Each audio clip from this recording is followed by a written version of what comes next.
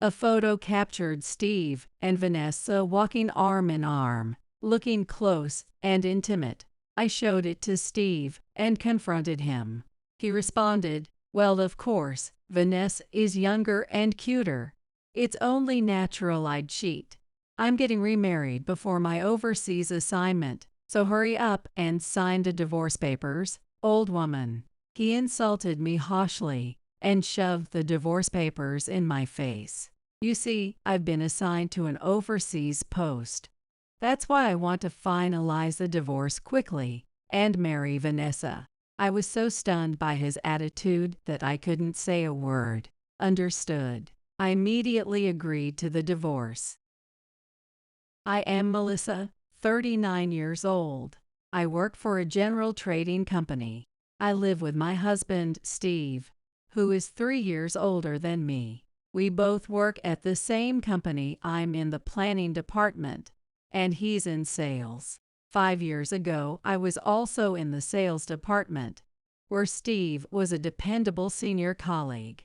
As we worked together, we grew closer, eventually started dating, and later got married. After our marriage, I utilized a company's internal job transfer system to move to the planning department. While working in sales, I had developed an interest in planning work and dreamed of one day making the switch. Of course, sales and planning involve different responsibilities and require distinct skills. At first, I struggled and often felt discouraged, but Steve supported me wholeheartedly. "Melissa, you're amazing. You're pursuing what you want to do. I'm here to cheer you on. Keep at it." His words lifted my spirits more than I can say. Even after our marriage, Steve respected my wish to continue working, and I'm still grateful to him for that. Thanks to him, I'm now able to pour myself into my challenging but fulfilling job. Lately, however, Steve's behavior has been strangely off. Despite once understanding my passion for work, he's suddenly become quite harsh. "What? Dinner isn't ready yet?" One day, I got home earlier than Steve. I immediately started preparing dinner. However, I couldn't finish cooking before Steve arrived home. When he walked in and saw me cooking in the kitchen, he let out a sigh. "I'm starving. Sorry, I'll have it ready soon. Could you chop some vegetables for me?" Steve had always been helpful with household chores before, so as usual, I asked for his help, but he frowned at my request. I've been out all day, running around. And now you want me to cook, too?" With a disgruntled tone, Steve complained and then sat on the sofa, scrolling through his phone. "Take your time. You can handle it, Melissa." "What? I just finished work too, you know. I'm as tired as you are. Is it really so much to ask for a little help?" I immediately countered, but Steve glared at me. "Listen, I work on my feet all day, unlike you. You planning folks just sit in meetings all day, right? It's not even the same level of exhaustion. There's no need to talk like that." Sure, I knew how tough the sales department could be. I used to work there, so I understand Steve's challenges well. But that doesn't mean working in the planning department is easy. I tried to defend myself, but Steve cut me off. "Must be nice, working in an air-conditioned office all day. Maybe I should transfer to planning, too. If you can do it, I can handle it with no problem." Steve kept talking without bothering to listen to what I had to say. Enough already.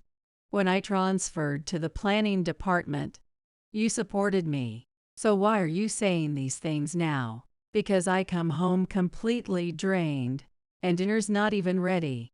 You barely do any housework lately, either. If you can't manage both, just quit your job. Steve is competent at his work and highly valued by his superiors. I understand the stress he's under because I've been through the same experience. I also know how grueling sales targets can be. He was probably irritable because of sheer exhaustion. Thinking that arguing further would not solve anything, I ignored him and continued preparing dinner. Steve didn't help at all. After silently finishing his meal, he left the table without a word. Of course, cleaning up was left to me. It seemed Steve didn't want to interact with me. After taking a quick shower, he headed straight to the bedroom. From that day on, Steve stopped doing any housework altogether. When I tried to complain, he'd just argue back, "I'm tired. Housework is a wife's responsibility, right? If you can't handle it, just quit your job." It seemed Steve had developed the mindset that if I couldn't manage housework, I should quit working altogether. I eventually grew tired of asking him for help and started doing all the housework by myself. Even so, Steve continued to show his irritation every day. "Can't you fold the laundry a bit neater? Why'd I have to refold it myself?" To make matters worse, Steve would talk about how hard sales was every single evening during dinner. "Do you have any idea how many times I've visited that major client? I'm out there sweating and working hard, way more than you. That's why I'm the top performer this month, and my boss already has high expectations for me next month." Steve would endlessly go on with stories that were somewhere between complaints and bragging. All I could do was sit quietly and listen. If I tried to interrupt, it would only make him angry again. To be honest, talking with Steve had started to feel like a chore. But one day, Steve talked about something other than himself. "My junior colleague is really talented. I think she has really great potential. It's been a while since I've seen someone this motivated." "Oh, that's nice to hear." Steve's expression was unusually cheerful. It struck me as odd. Steve rarely praised his colleagues. He was more prone to complaining about them.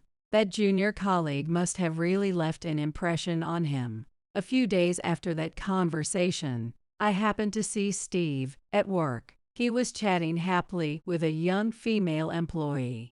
"Hey, Steve. Good work." "Oh, it's you, Melissa." When he saw my face, Steve muttered in a bored tone. The female employee glanced at me before quickly turning back to Steve. "Steve, who's this?"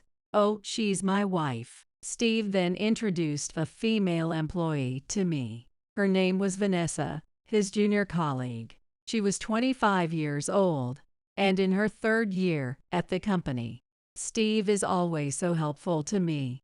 He's such a reliable senior colleague." For some reason, Vanessa called Steve by his first name. Steve's face lit up with delight as Vanessa praised him. "See, I told you about her the other day. She's the talented junior colleague I mentioned." "Oh, I see. I never imagined that the junior colleague Steve liked so much was a woman." It was as if I didn't exist in his world. He continued chatting happily with Vanessa. Both Steve and Vanessa seemed comfortable with each other, exchanging frequent casual touches. Unable to watch any longer, I said, "Well then, I need to go back to work," and walked away. Of course, there's nothing wrong with getting along with a junior colleague, but their relationship seemed to exceed the boundaries of mere coworkers. Still, that was just my assumption. I had no evidence to confront him, so all I could do was keep quiet and observe. The next day, Steve came home and informed me that there would be a sales department drinking party. He said he'd be home late and didn't need dinner. Normally, I wouldn't have paid much attention to something like that. But now, suspicious of his relationship with Vanessa, I couldn't shake my unease. Drinking parties are fine, but don't stay out too late. "Okay, I know, I'm not a child, and you seem to like Vanessa a lot, but don't do anything inappropriate, okay?" The moment those words slipped out, Steve frowned. "What do you mean by inappropriate? Are you saying I'd make a move on Vanessa?" "Well, you seem unusually close. Calling each other by your first names, for instance. What's wrong with that?" "We're close, so calling each other by our first names isn't a big deal." Steve's voice grew louder and louder. He kept insisting that Vanessa was just a junior colleague. "Don't you trust me? It's not that I don't trust you, but I don't want anyone else to misunderstand either. Please be careful. The sales department staff might know that the two were just friendly coworkers, but employees from other departments might see it differently. After all, it's unusual for a man and a woman to touch each other casually without reason. I only wanted to warn him so others wouldn't get the wrong idea." But it seemed my words didn't resonate with Steve. "Unbelievable. You're just jealous of Vanessa, aren't you? She's young and beautiful, after all. Unlike you, an old woman. I get it, though. It must be hard." "What are you talking about? I'm not jealous at all." All right. You just don't want to admit it. If you have time to think about such pointless things, why not put more effort into housework? Your cooking's been pretty lazy lately. Honestly, if I end up cheating on you, you'll have brought it on yourself." Steve seemed to have convinced himself that I was jealous of Vanessa. No matter how much I told him he was mistaken, he just brushed me off. Even when I tried to explain sincerely, he wouldn't listen at all. I began to lose all reasons to continue living as his wife. Not long after, I heard a troubling rumor from a colleague. Apparently, after the sales department drinking party, Steve and Vanessa disappeared into the night together. On the day of the party, despite my warnings, Steve had come home late. I couldn't reach him when I called, and he finally returned around 3 a.m. What on earth had they been doing during that time? Moreover, I heard they were quite drunk and walking arm in arm, looking very close. "Here, take a look. Someone from the sales team took this photo." So it's true. The photo showed exactly what my colleague described: Steve and Vanessa walking closely together, smiling and leaning into each other. I was speechless as I stared at the photo, but I couldn't stay silent forever. That night, I confronted Steve when he got home. "Hey, what's this photo? Are you cheating on me with Vanessa?" The moment he saw the picture, Steve's face showed guilt. "What are you talking about? We just decided to grab another drink together, that's all." Though clearly shaken, Steve denied the affair. But as I pressed him further, he grew irritated. "Enough already? Fine, you're right. I'm dating Vanessa." In the end, Steve admitted to the affair. He confessed that their relationship had started about 6 months ago. So, my suspicions were correct. He had been cheating all along. As I reeled from the shock, Steve became defiant. "Of course I'm cheating. Vanessa's young and cute. Why wouldn't I? You think I could love an old woman like you? I'm planning to remarry before my overseas assignment. So hurry up and sign the divorce papers, old woman." He hurled insults at me while shoving the divorce papers in my face. But then Steve said something unexpected that made me freeze for a moment. Noticing my reaction, he smirked triumphantly. "Oops, I hadn't told you, had I? Turns out I'll be heading overseas soon for work. That's why I need to finalize the divorce quickly and marry Vanessa." Hearing this, I was stunned. "Wait, seriously?" "Of course I'm serious. What's the matter? Are you jealous? If it wasn't for this divorce, you might have joined me overseas." I was too disgusted by his attitude to respond. How could he ridicule me so cruelly? Still, I feigned sadness in front of Steve, but I immediately agreed to the divorce. Fine. Perhaps he hadn't expected me to agree so easily, as Steve's jaw dropped in surprise. Oh, okay. Well, that makes things simple. Just sign this, then." But Steve's surprise lasted only a moment. He quickly broke into a smile and handed me the divorce papers. I began the process as he urged. all while smiling mischievously to myself, thinking, he really has no idea. Of course, if we're getting divorced, you'll be paying compensation for the court settlement, right? I had evidence of his affair, and he had just confessed to it himself. It was only fair that he compensate me. Steve paused to think for a moment before replying. Well, he'll be living alone from now on, won't you? Fine, I'll pay. After all, once I'm overseas, I'm sure to get promoted anyway. It seemed he pitied me, and surprisingly, he had no objections to the amount I proposed. With the compensation settled, there was no reason for me to stay any longer. I decided to leave immediately. Wanting nothing more than to put distance between us, I moved into a monthly apartment near my workplace. I had savings and a good salary, so I had no trouble supporting myself. I planned to enjoy my newfound independence and embrace my single life. But just as I was settling into this new chapter, Steve began calling me incessantly dozens of times. Since it was late at night, I figured we could talk the next day at work and ignored the calls for a while. However, the calls didn't stop. Growing annoyed by his persistence, I finally answered. Hello. What on earth do you want at this hour? The moment I picked up, Steve shouted, Melissa, you told everyone about the affair, didn't you? He sounded furious.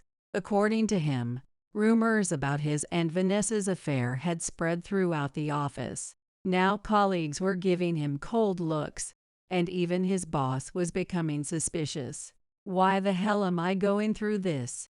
It's all your fault. You must have been the one to spill the secret. This is defamation. He was so worked up that he hurled accusations and insults at me over the phone. But I hadn't told anyone about his affair. The rumors spreading aren't my doing. Don't you have any other suspects in mind? There's no one else. It has to be you. You told everyone, even as I denied it. Steve stubbornly insisted that I was the culprit. Left with no choice, I decided to explain how the rumors had likely started. The rumors spread because of your own actions. The whole reason Steve and Vanessa's affair came to light was the sales department's drinking party. That night, the two of them were openly canoodling in front of the other employees. Anyone who saw them would naturally find their relationship suspicious. On top of that, someone had taken a photo of them walking arm in arm, with eyewitness accounts from employees and photographic evidence. Rumors about the two spread like wildfire through the office. For you and Vanessa, it might have seemed normal, but I warned you, didn't I? Not to do anything that would raise suspicion. Sales department employees had seen the two touching each other and chatting happily during the party. Some had even discreetly told me about it afterward. So it wasn't surprising that the rumors spread. Apparently, Steve hadn't considered this possibility at all. What the hell? Are you saying it's our fault? The person who assumed we were having an affair and spread the rumors is the one to blame. This is slander. Even after hearing my explanation, Steve couldn't accept that he had brought this upon himself. Eventually, he began pressing me to reveal who had taken the photo of him and Vanessa. I won't be satisfied until I confront them. You know who it is, don't you, Melissa? But I didn't know who had taken the photo. The colleague who showed it to me had said it was sent to them by someone else. I think it was someone from the sales department. But if you don't know, there's no way I would. Are you kidding me? Don't mess with me. This all started because of you. Clearly unsatisfied with my response, Steve turned his anger back toward me when he realized he couldn't identify the person who spread the rumor. You're the one who told people about the divorce and changed your family name. That's why these rumors spread in the first place. What? After the divorce, I had reverted to my maiden name right away and informed my colleagues about the situation. Apparently, Steve believed that my actions had caused the rumors to spread even further. If you hadn't told anyone about the divorce, people wouldn't have believed the affair rumors. This is all your fault. Why would you go around sharing private matters like that? Steve raised his voice, blaming me with increasing intensity. But no matter how much he accused me, I couldn't see how any of this was my fault. There's nothing strange about reverting to my maiden name after a divorce. And I only told my colleagues because they'd be confused otherwise. That's all there is to it. Even so, my rumors are spreading, so you should have been more careful about how you handled things. The affair is a fact, isn't it? If people found out, that's entirely your responsibility. I don't see why I need to tiptoe around you. When I said that, Steve fell silent. He probably couldn't argue back, because he knew I was right. Whatever. With that, Steve spat out those words and hung up the phone. But the next day, during lunch break, Steve came all the way to the planning department and called me out. I need to talk to you. Come with me. Not wanting to escalate the situation in front of my colleagues, I quietly followed him. As soon as we entered an empty meeting room, Steve began to speak. Are you seriously planning to demand compensation from Vanessa for the divorce settlement? In fact, after Steve admitted to the affair, I had sent a certified letter to Vanessa. It must have reached her by now. Steve glared at me with a tense expression. She came to me for advice, and I was shocked. What's the meaning of this? What are you talking about? Of course, I'm demanding compensation. She knowingly got involved with a married man. Don't be ridiculous. I said I'd pay the settlement, but I never agreed to you going after Vanessa too. Steve seemed to think that paying the compensation himself would resolve everything, but that was never going to be the case. Vanessa had to face the consequences of her actions too. That's why I had promptly started the process to claim compensation from her as well. You're not satisfied with just your ex-husband paying up. Now you're demanding money from young Vanessa too. How greedy can you get? Steve sneered at me, but at this point, his contempt didn't bother me in the slightest. Say whatever you like. I haven't done anything wrong. The blame lies entirely with you and Vanessa. When I said this, Steve's eyes flared with anger. Enough already. That unlovable attitude of yours is what I've always hated.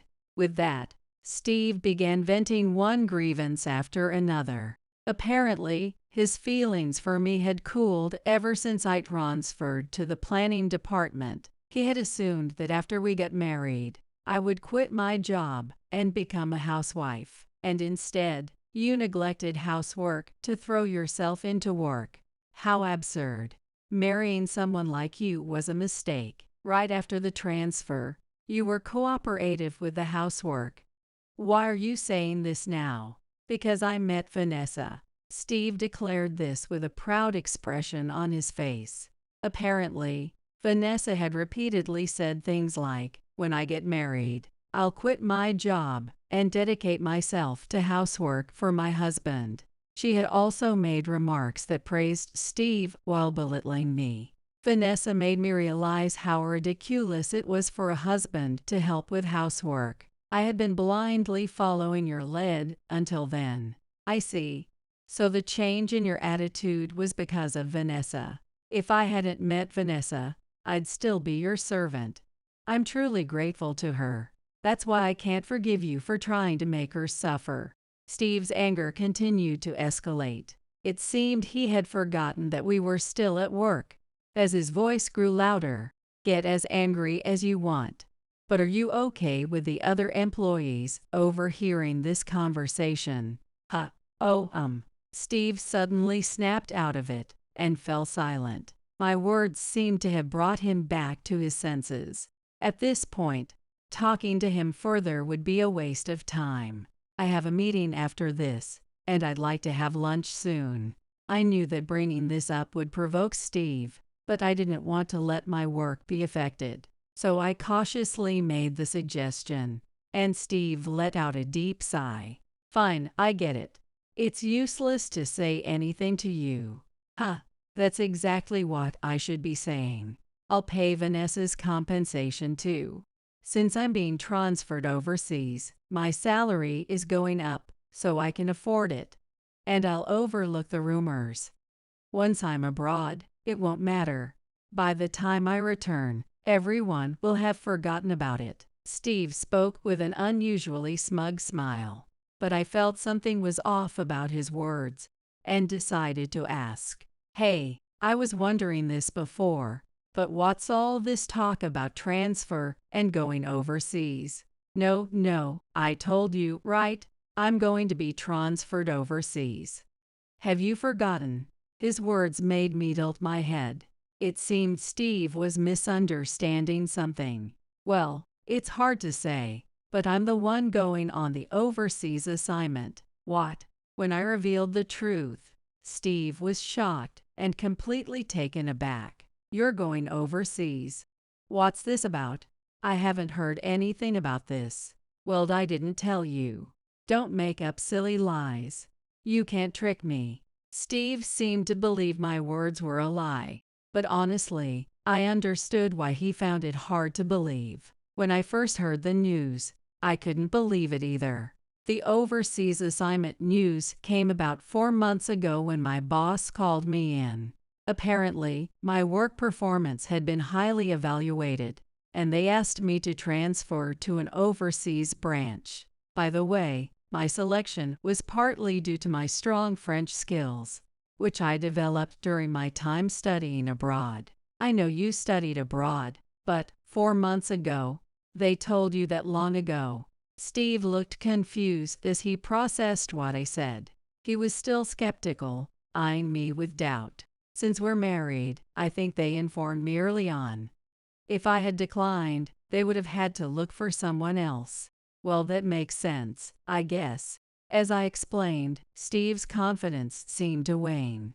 My explanation had clearly been convincing enough. So when did you hear about your overseas assignment, Steve? Steve likely heard about his overseas transfer after mine had already been decided. It's not typical for both spouses to be assigned overseas. So I was genuinely curious how he found out about it. When I asked, Steve slowly opened his mouth. Well, I was asked by my boss last month if I'd be okay with moving overseas, and how good my French was. So I told him I could handle basic conversation. Then my boss nodded happily. So they didn't directly tell you that your overseas assignment had been confirmed, did they? When I asked, Steve started to panic. What do you mean by that? It's like you're saying I misunderstood. I didn't misunderstand anything.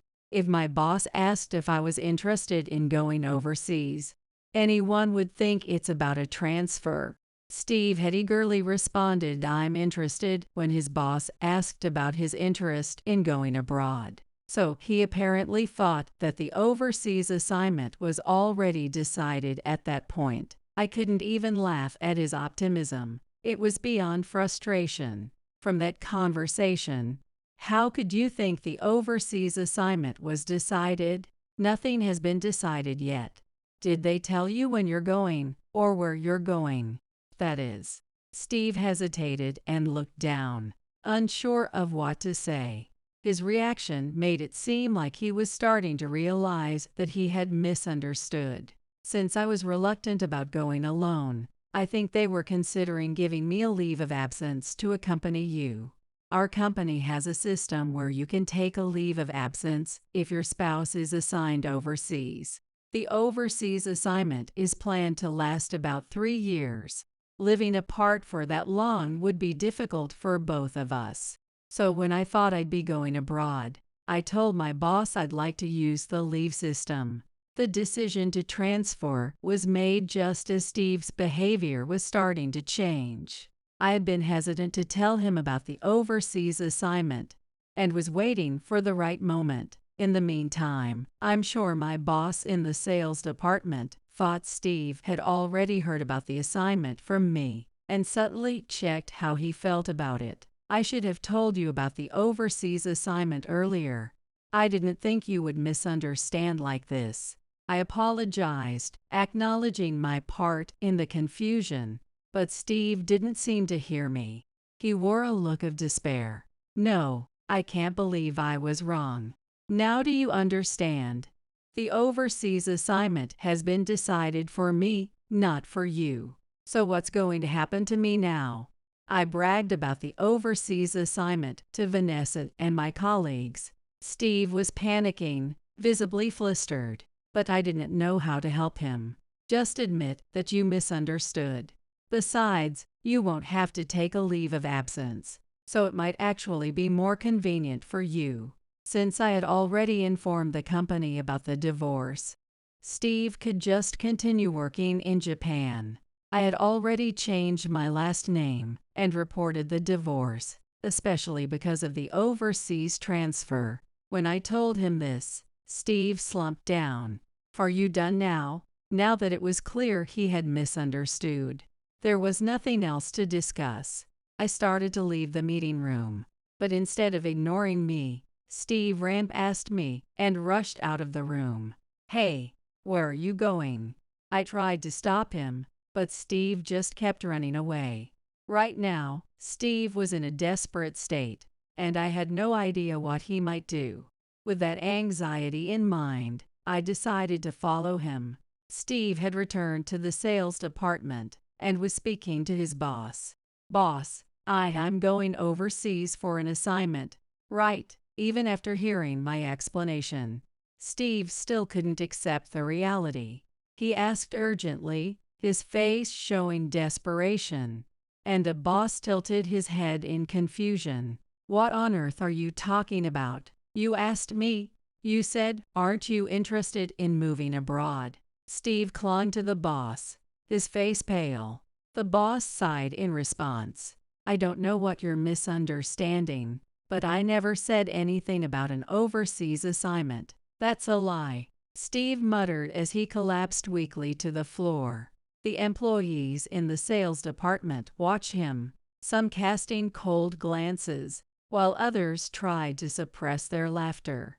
Steve must have realized he was being laughed at. What the hell? Don't look at me. Suddenly, Steve jumped up and shouted, his face flushed with embarrassment. Vanessa was watching him with a look of disdain. What the? His overseas assignment was a misunderstanding.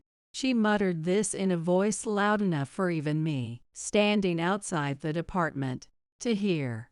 Steve, enraged by her words, stormed toward Vanessa at full speed. Hey Vanessa, what did you just say? Say it again. Oh my God, don't come near me.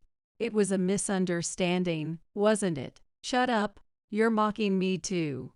It's because of you that I'm getting a divorce. That's my line. Because of you, I'm being asked to pay compensation for the divorce.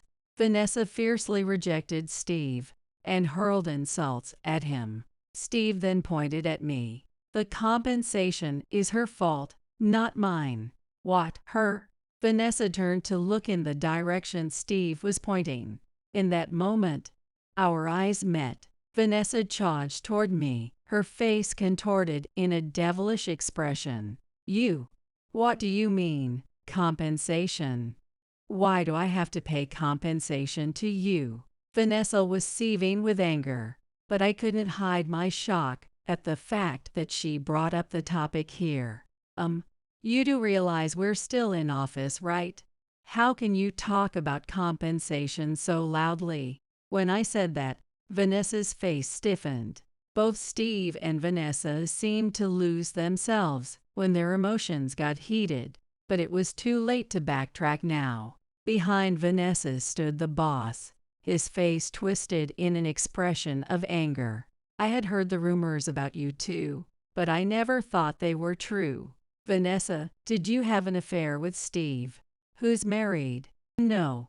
This is a misunderstanding. She immediately denied it, but no one would believe her. After all, she had just caused a scene in front of the employees. The staff around us seemed clearly cold-eyed, some of them even trying to suppress their laughter. Still, Vanessa adamantly denied that she was having an affair. However, her words were quickly overshadowed by Steve's retort. "What are you talking about? It's true. You said you wanted to marry me. Don't be ridiculous. I don't like you at all. And how could I marry such a foolish man who misunderstood about the overseas assignment? What? A nasty woman like you. I wouldn't marry you even if you begged me. Enough. This is a workplace. Take your lover's quarrel somewhere else." The boss's words instantly quieted both Steve and Vanessa. At this point, there was no more excuse for them. The boss would surely report this to the higher-ups. "Wait, Melissa. Please explain to the boss. Vanessa and I didn't do anything wrong." Steve hurriedly clung to me. Behind him, Vanessa was staring at me with a pale face. But there was nothing I could do. "Sorry, but this is your own doing. It has nothing to do with me. See you." I said that and returned to the planning department. Soon after, the incident spread throughout the company. As a result, they were both distanced from the rest of the staff. Vanessa couldn't handle the situation and reportedly resigned immediately. Of course, they broke up. Steve was transferred from the head office sales department to a local office run by a subsidiary. He could no longer hope for promotions, and his salary decreased. Both of them, living tough lives, are paying the divorce compensation from their meager incomes. At first, I tried to get the full amount paid up front, but Steve begged me, "Please, I don't have any savings. Please let me pay in installments." "Fine, but I'm going to tell Tanner and the others about this." "Okay." It would be problematic if the payments stopped halfway, so I decided to explain the compensation to my father-in-law, Tanner, properly. Steve was hesitant about my suggestion, but in the end, he reluctantly accepted. Naturally, after the affair was revealed, he was scolded severely by my in-laws. On top of that, he caused problems at work, so now, it seems, my in-laws won't even speak to him. Vanessa's parents, however, were firm and said, "We'll make sure she pays," so she accepted the installment plan. Her parents scolded her severely as well, so there was likely no problem with it. Steve is still working while being looked down on by his colleagues, but with the family finances being tight, I suppose resigning is not an option for him. Vanessa, unable to find a new job, reportedly had to take out a loan. She's now desperately searching for work to pay off her debt. After falling behind on rent, she moved into an old, dilapidated apartment. 3 months have passed since then, and I have finally moved overseas. I'm now working for a business company at my assigned overseas post. I've built a good relationship with the local employees, and work is generally going well. However, living in an unfamiliar place without friends or family, to be honest, it's been tough. Still, I'm managing because this is the work I always wanted to do. In 3 years, when I return to the head office, I hope to be able to contribute even more, and I want to continue growing in the meantime. Your background may be humble, but I'll tolerate it. In return, after marriage, you'll need to quit your job and fully support Kevin in his political career. From a rural bakery to the wife of a politician, you've got quite the luck. Is being a politician such a prestigious job that you can look down on others? Absolutely. I mean, it's a politician we're talking about. Wait, what's the matter? Today was an important day, a family meeting. However, Nicholas and Rachel, my father-in-law and mother-in-law, believed that being a politician was the highest honor and openly looked down on us who ran a rural bakery. My mother, Stella, who was usually calm, had become enraged after our store and I were insulted. Hey! What do you think you're doing? My mother poured water over the business card Nicholas had given her and forcefully placed the glass back on the table. The photo of Nicholas on the business card was now wet. My mother glared at him. She was effectively saying that this was the same as throwing water in his face. I was shocked to see my usually gentle mother do something like this. However, she didn't seem to have lost her composure. In truth, I believe she wanted to splash them directly with the water. But doing so would have put her at risk of being charged with assault. That's why she targeted the business card instead. Even just tearing up a business card in front of someone is quite disrespectful. Splashing water on it was practically an invitation to a fight. Naturally, my in-laws were furious. However, my mother seemed equally enraged. Your bakery supplies products for local events, doesn't it? I'll have them all pulled. Watch your business crumble and regret it. Have you been a member of this town for generations? What is that? You don't seem to know my ancestors. What? Who cares about the ancestors of a little bakery? Unless it's a shop with over 100 years of history, a small, insignificant bakery has no right to boast. This is the first time I've been treated with such disrespect. I'll definitely destroy your store. Don't think you can do business around here anymore. Is that so? Well then, I'll make sure you lose your position as politicians. I don't think my mother's words are lies. I'm sure she really intends to take away the political position from my in-laws. I am Ashley. I'm 28 years old and helping with my family's bakery. Since our bakery is located in the countryside, people often think it must be a historic bakery. However, that's not the case, and our bakery isn't that old. Although it has a short history, it is quite famous as a local souvenir and popular at local events. Therefore, despite being a countryside bakery, we don't have much trouble running it.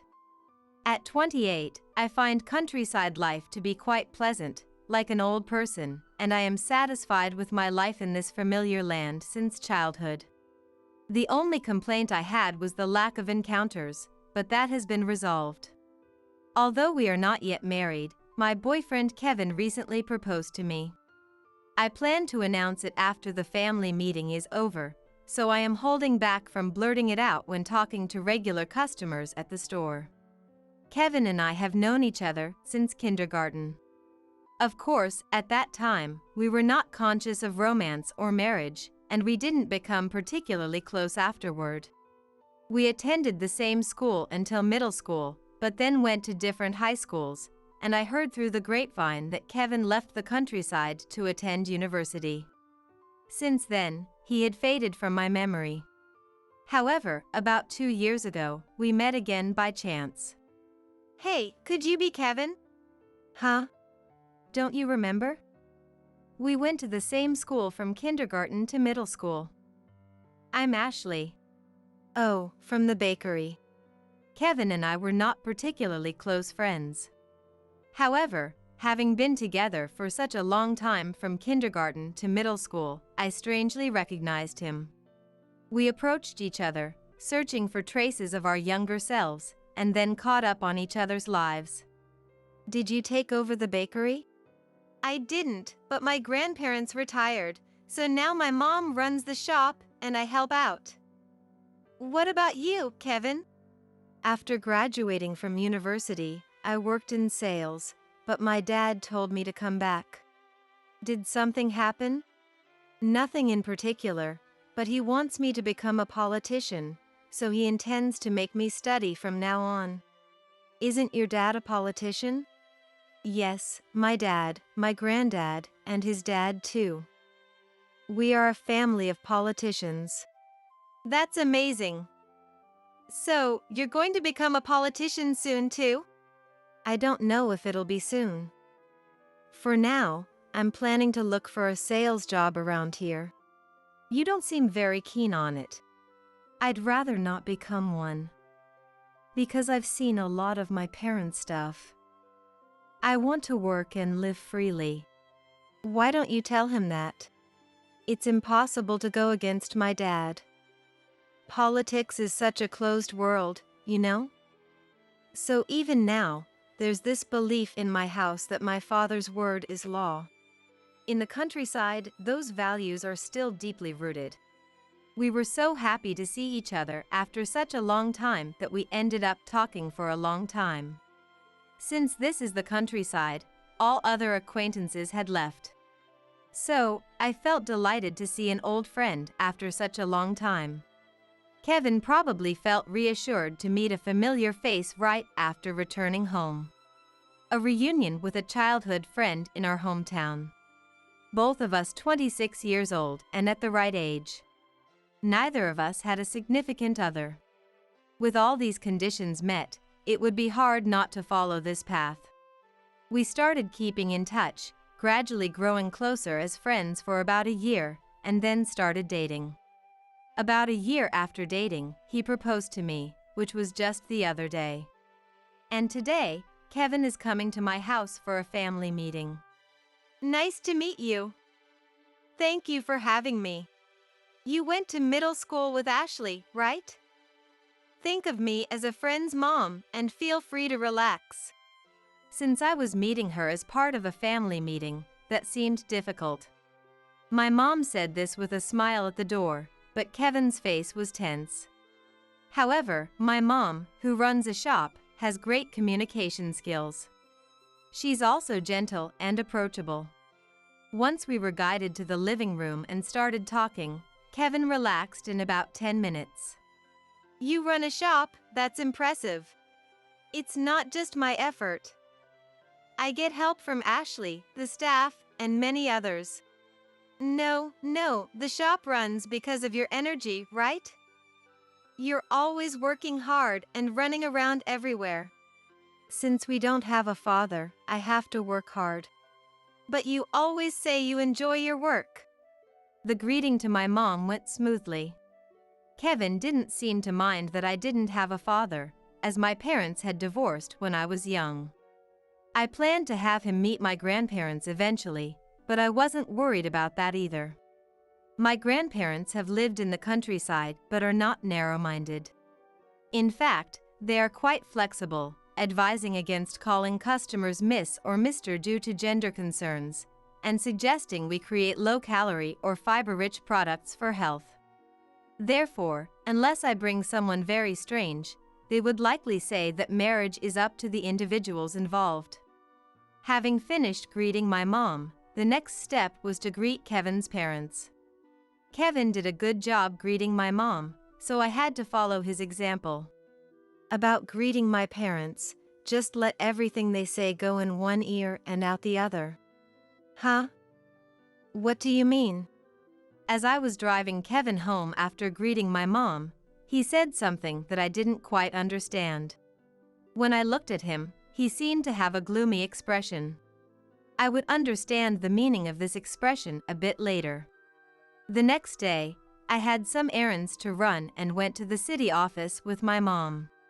While talking to the female clerk at the counter, a man in his 60s suddenly interrupted us. Miss, get me that document. We will assist you in turn, so please wait a moment. Huh, are you putting me on hold? The man leaned on the counter with one elbow, glaring at the female clerk. Judging by his clothes, they seemed expensive. Looking at his attitude and attire, I couldn't help but think, is he some kind of gang member? The man's impact was that strong. We can wait. We're not in a hurry. Thank you. I'm sorry about this. My mom smiled and gave up our turn to the man. The clerk probably had to serve us first due to protocol. However, that might have caused trouble with the man. Therefore, my mom, who dislikes conflict, chose to give up our turn. If my mom gave up our turn, the clerk could change the order. The female clerk conveyed her gratitude to my mom with her expression. So, do you have the application form? I don't have such a thing. Just get it done. That would be difficult. It's a fixed procedure. Do you know who I am? I'll get you fired. I wanted to retort, "Who are you?" But if I did, my mom's effort to keep the peace would be wasted, so I held back. Even without my saying anything, the man was being selfish, and my mom's effort was becoming futile. As I realized our procedure might take a while, the female clerk's supervisor appeared. Hello. Is there something I can help you with? This person never hands in the usual documents on time. She is useless. Fire her. She's still young, please forgive her. I'll get it ready right away.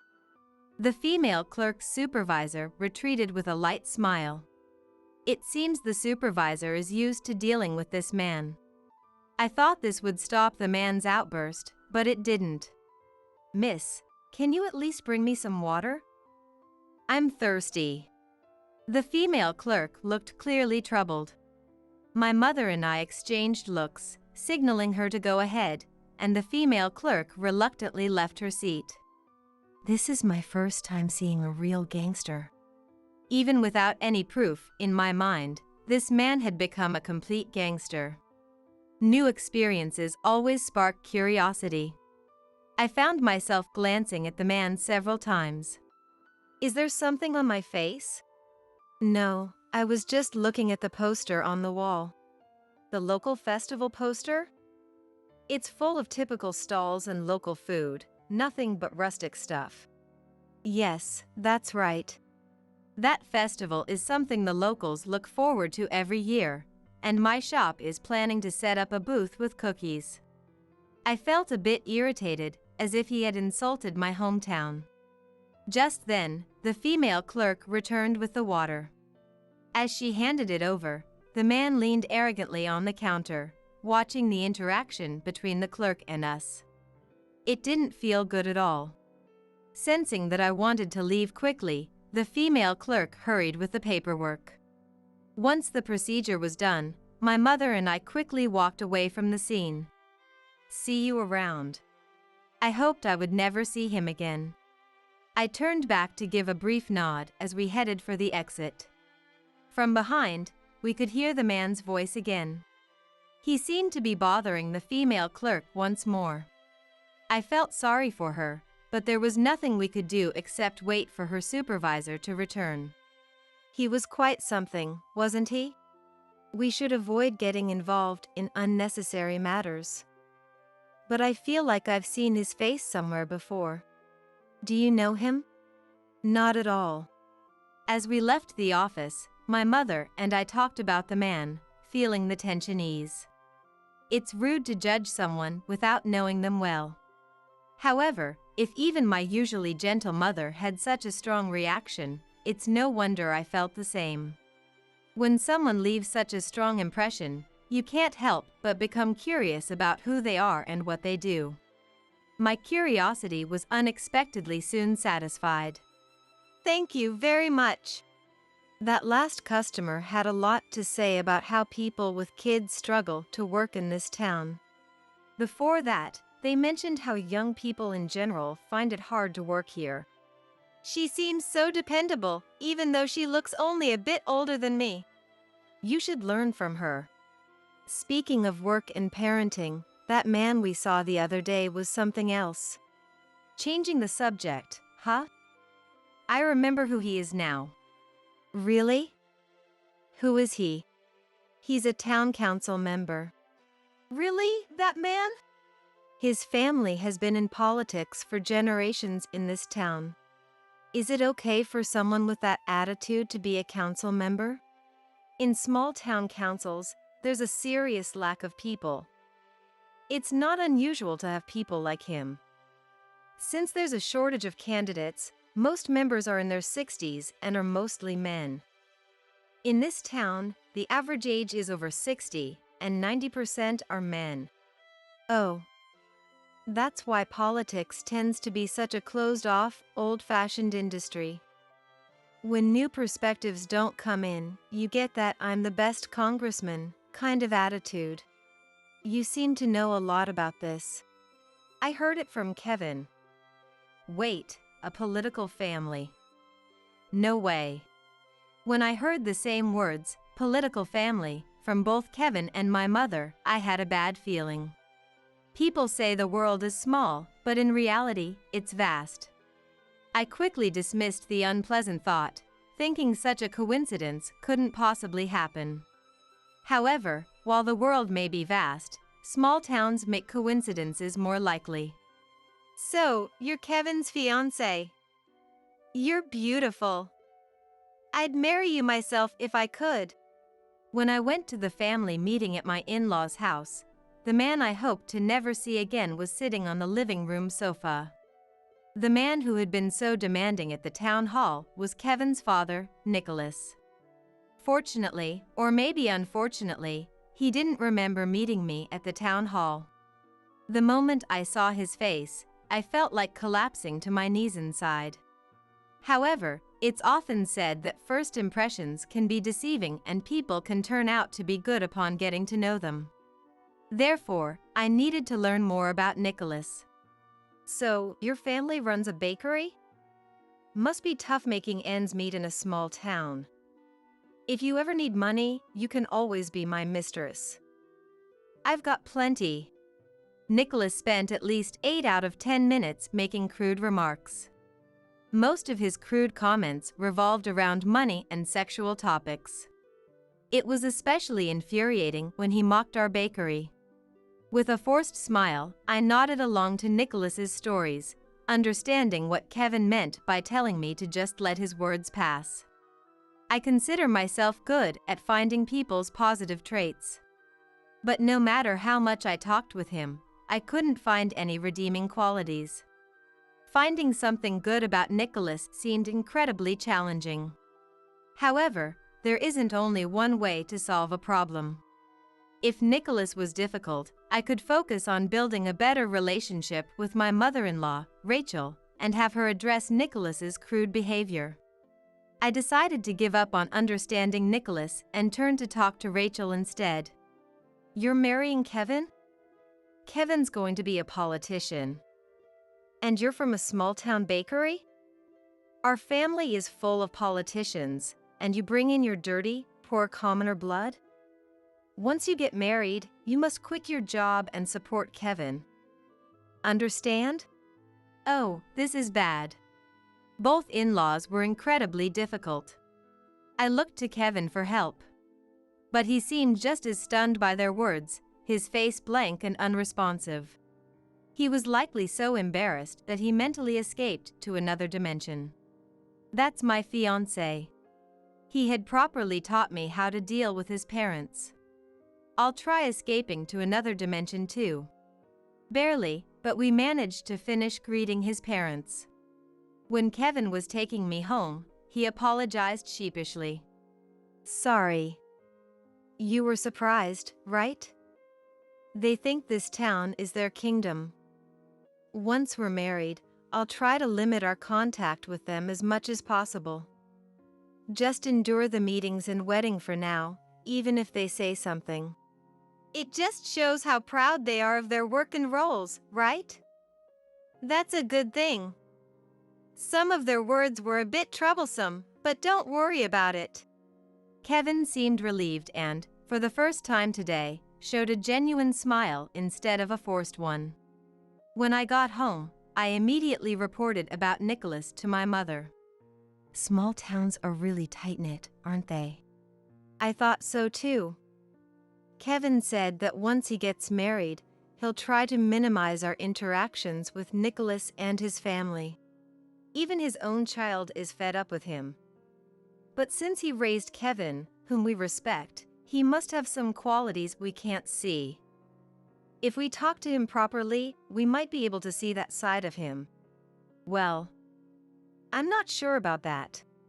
At first, I tried to find the good points of my future in-laws, but I couldn't find anything. However, my mother might be able to find something that I couldn't. If she could, it might help me improve my relationship with my in-laws. I feel bad relying on her, but I decided to place my hopes on my mother. After that, while preparing for the wedding, we also prepared for the meeting between our parents. As the day of the meeting approached, the thought of meeting my future in-laws again made me increasingly nervous. As for my mother, she seemed unfazed, humming while cleaning the showcase as usual. I felt she was a bit too relaxed, but my mother is a calm person, so even if my in-laws said something rude, she wouldn't get upset or disappointed like I would. I decided to stop worrying about others and focus on my own concerns. On the day of the meeting between our parents, my mother and I headed to the upscale restaurant Kevin had reserved. We were escorted by the staff to a room where Kevin and his parents were already seated. When they saw us enter, Nicholas stood up and walked towards us. Nice to meet you. You're Ashley's mother, right? I'm Nicholas. Yes. Hey, you. Remember, she runs a bakery, not a politician. Oh, right. Sorry, it's just a habit. Please, have a seat. Thank you. I thought Nicholas would greet my mother politely, but he handed her his business card instead. It seemed he wanted to make sure she knew he was a politician. Rachel, on the other hand, seemed to look down on us for running a bakery, but since we hadn't even sat down yet, I decided to ignore it. After sitting down, my mother placed the business card he had given her on the table. Even in such situations, my mother follows proper etiquette by not putting away the card immediately. The card featured a cheerful photo of Nicholas. It looked like a miracle shot, almost like a different person from the him in front of us. Oh, I brought some pound cake from our store. Please enjoy it. My mother offered the pound cake with a smile. Despite my in-laws' apparent disdain for our bakery, I hoped that tasting the cake would change their minds. But my in-laws were a step or two ahead of my expectations. Nicholas took the box of pound cake and handed it to Rachel without a word. Rachel then began unwrapping it under the table to check the contents. After inspecting it, she whispered something to Nicholas. Thank you for the thoughtful gift. We often forget what common folks eat, so this is helpful.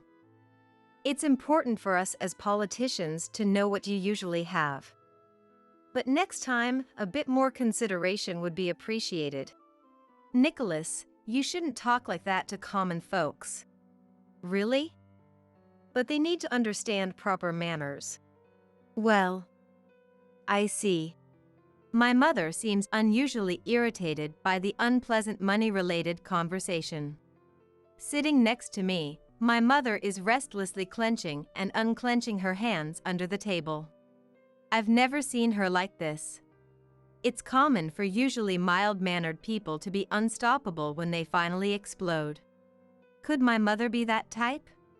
The in-laws, oblivious to my growing anxiety, continue their tirade. How much do you sell this pound cake for? $13 for 6. It used to be more affordable, but with the recent rise in costs, I've had to increase the price. Did you hear that? Ordinary people think $13 is too much. Hey, that's rude. Stella makes a living with just a small profit from each pound cake she sells. Is that what a bakery business is like? How do you manage? Everyone says they enjoy it and buys it, so we manage to get by. Isn't that just a polite lie? Pretending to like it out of courtesy? That's what I would do if I received this. My mother starts stretching her fingers under the table, pulling and bending them. Being mocked for her beloved pound cake has increased her anger. I signal Kevin with my eyes to stop his parents, but since he's sitting across from me, he can't see my mother's hands. Kevin, unaware of the situation, doesn't catch my signal. I realized I'd have to intervene, but it seems I was too late. We'll tolerate your lowly bloodline, but in return, Ashley will quit her job after marriage and fully support Kevin in his political career.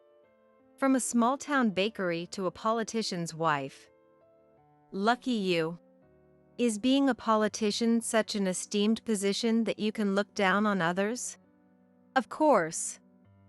Politicians are highly respected. What's the matter? As they mocked me, my mother's restless hands suddenly stopped. She moved Nicholas's business card from the edge to the center of the table. Everyone's eyes focused on the card, wondering what was happening. My mother then grabbed a glass of water. I thought she was going to drink it before speaking, but she poured it over the card instead. What are you doing? She slammed the glass back on the table.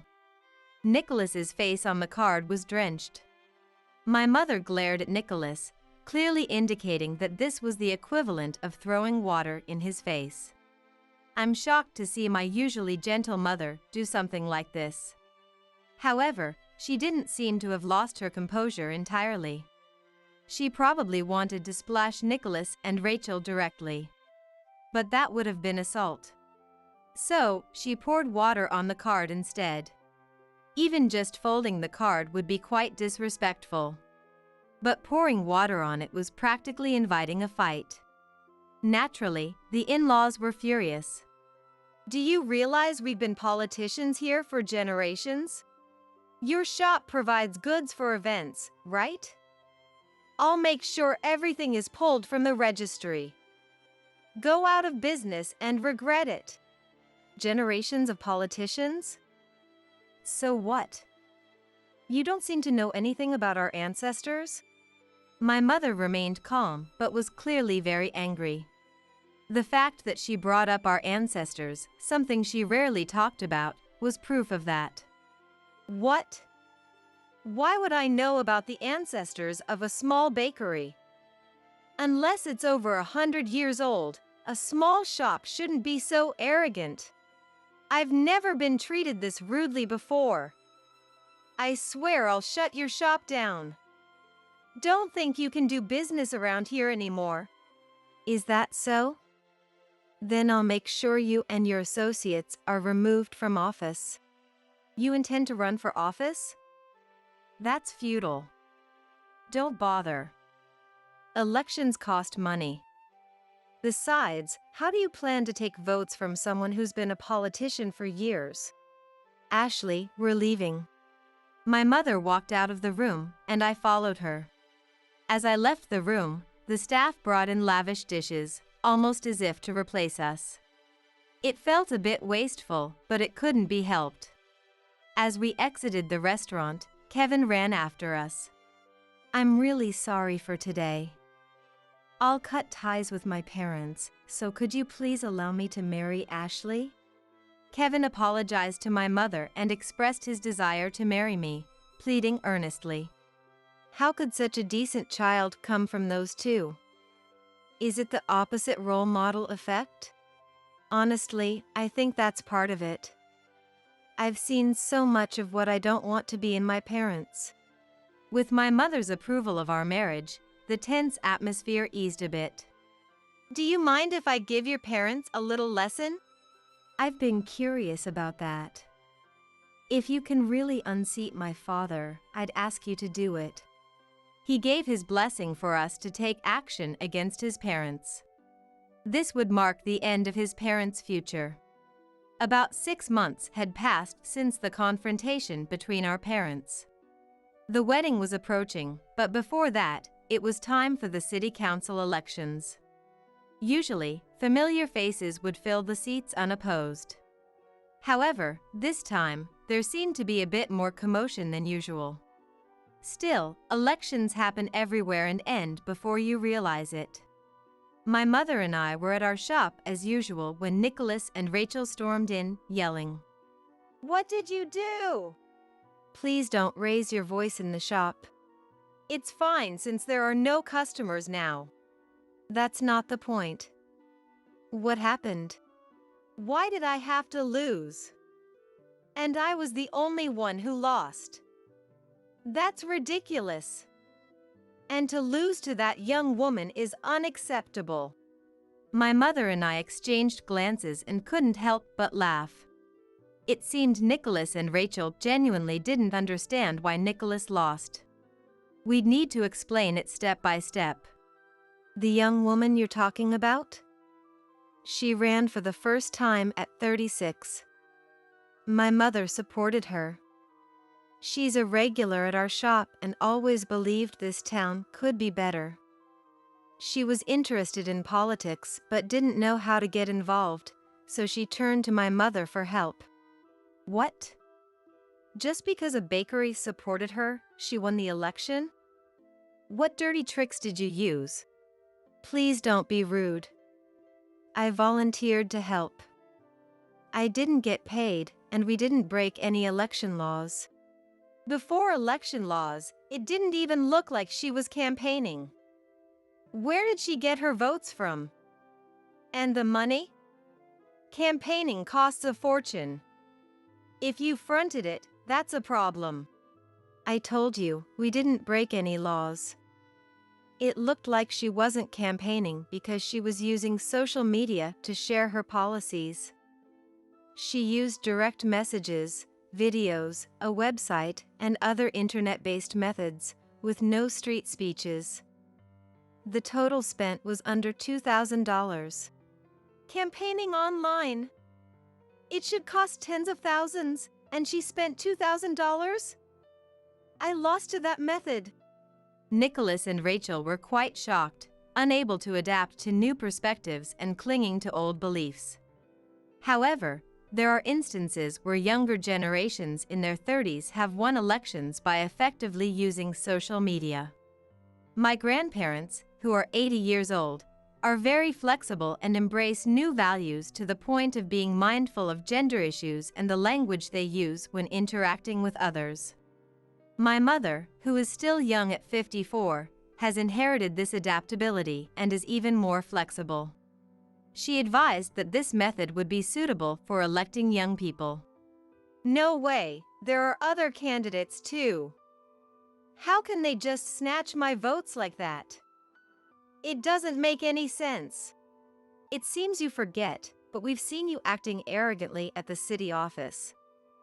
And outside, you were doing whatever you pleased, leaving a terrible impression on the townspeople.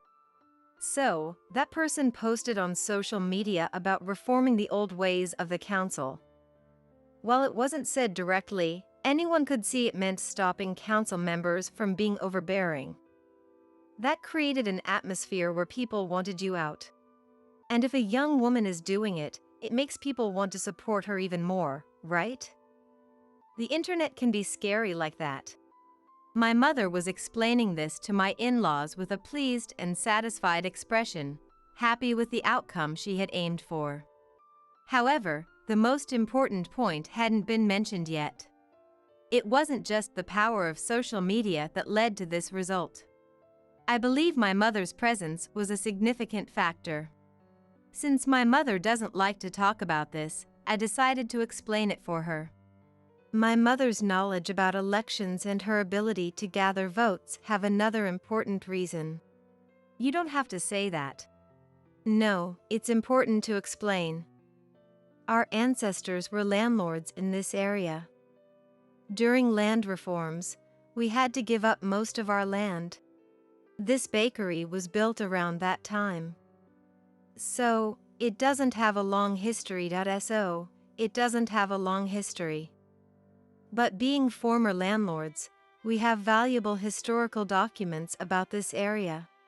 We've lent these documents to the city office, which is a gesture of goodwill from my mother. The remaining land we have is now lent for free as parkland for local children. This, too, is thanks to my mother's generosity. So, you're saying you're connected with the city office? Exactly. You were just arrogantly flaunting your power without achieving much, so you didn't get this kind of information. Unlike you, my mother has built trustful relationships instead of just commanding people. So, it was easy to gather information about your bad reputation and take countermeasures. And when someone supported by my mother comes forward as a candidate, it's easier for them to gain trust. Our regular customers from the bakery also supported her a lot. It created an atmosphere where people naturally wanted to oust you, so eventually, we didn't have to do much. While I was talking, my mother looked a bit embarrassed. Nicholas loves to flaunt his power as a politician, but my mother is not like that. She doesn't like to talk about being former landlords or lending documents and land. It's this modesty that has earned her the trust of those around her. This trust from the townspeople leads to many requests for help. Among these were election-related tasks, leveraging her local knowledge and advertising strategies honed at the bakery, which proved useful this time. Too bad. Better luck next time. I'm not really sure, but isn't the next election in 4 years? Fight young with young. Next, we'll put Kevin up. Your marriage is off. Why does you get to decide both my political career and my marriage, Dad? Kevin, you're here? Kevin emerged from the back of the shop, surprising his parents. We were about to become a married couple, so it shouldn't be so shocking for him to be around his in-laws-to-be. It was the weekend, and he had the day off, so he was at the shop.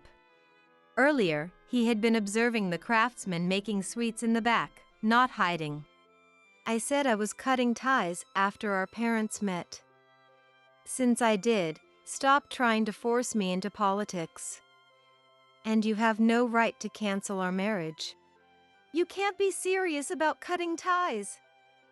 You just said that in the heat of the moment, didn't you? Don't marry that guy. We are a family of politicians. So you must become a politician too.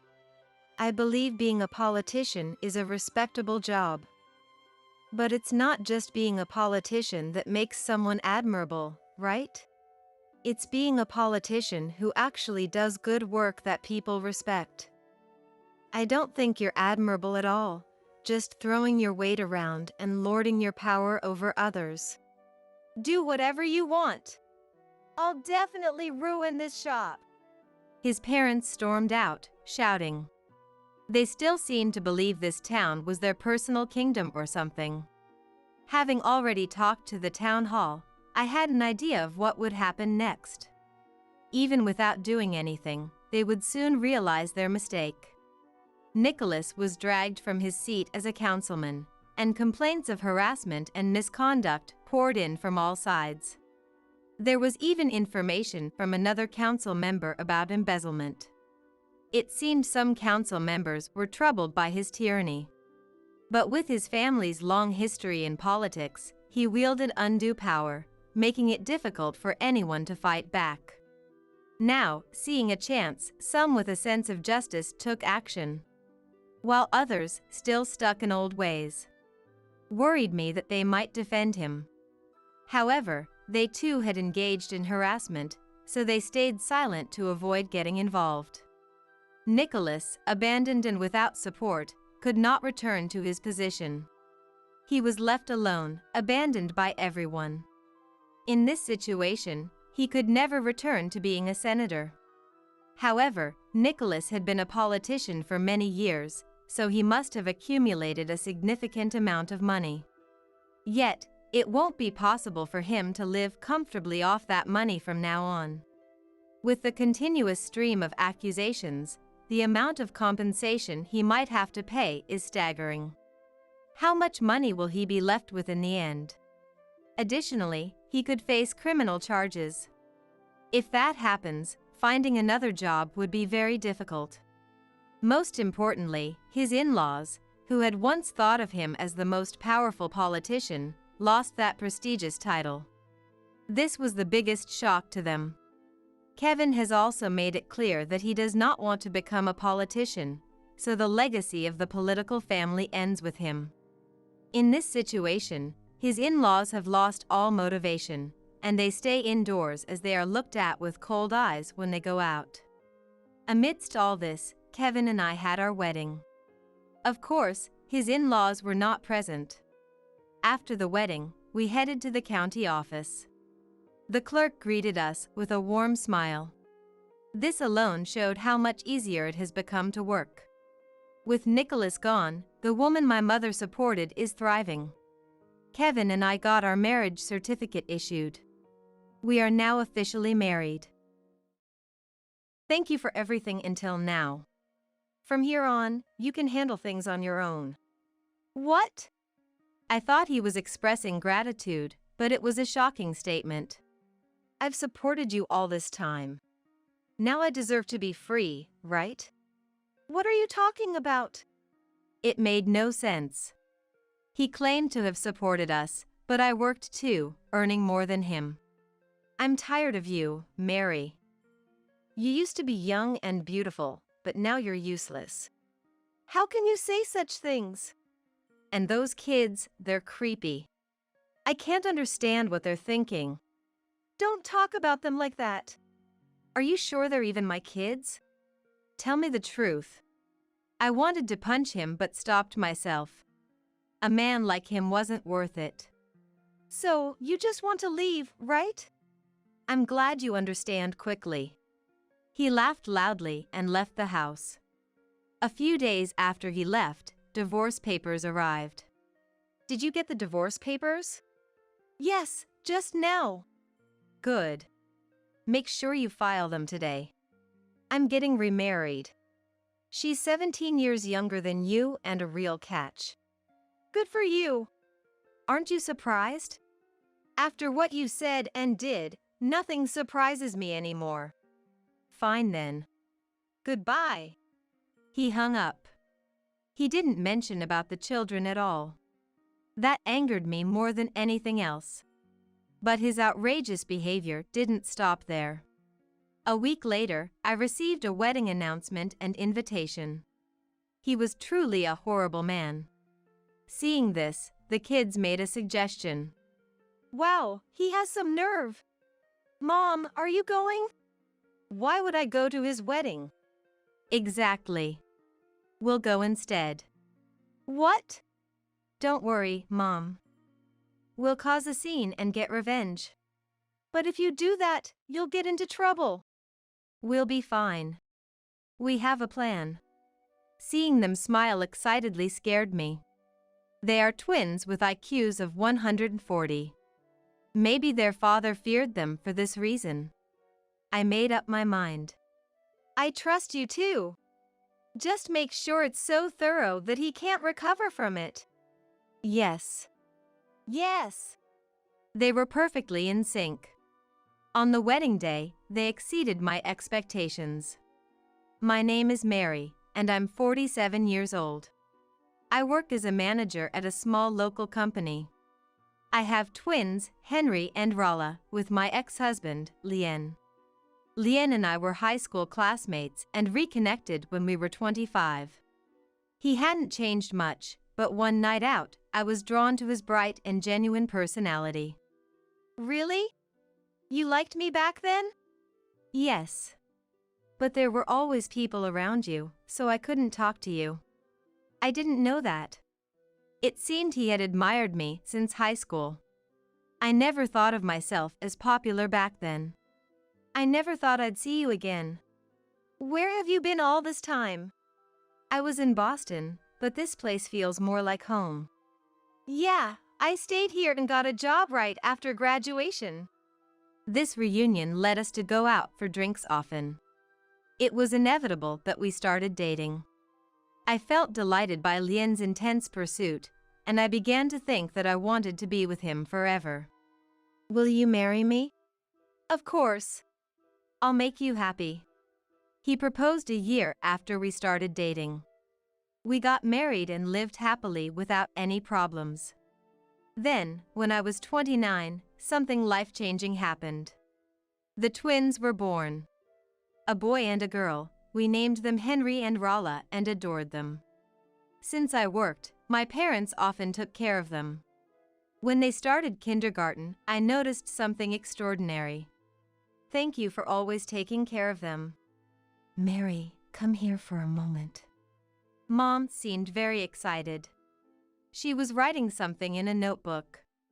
Peeking in, I saw beautiful letters and numbers written neatly. What's this?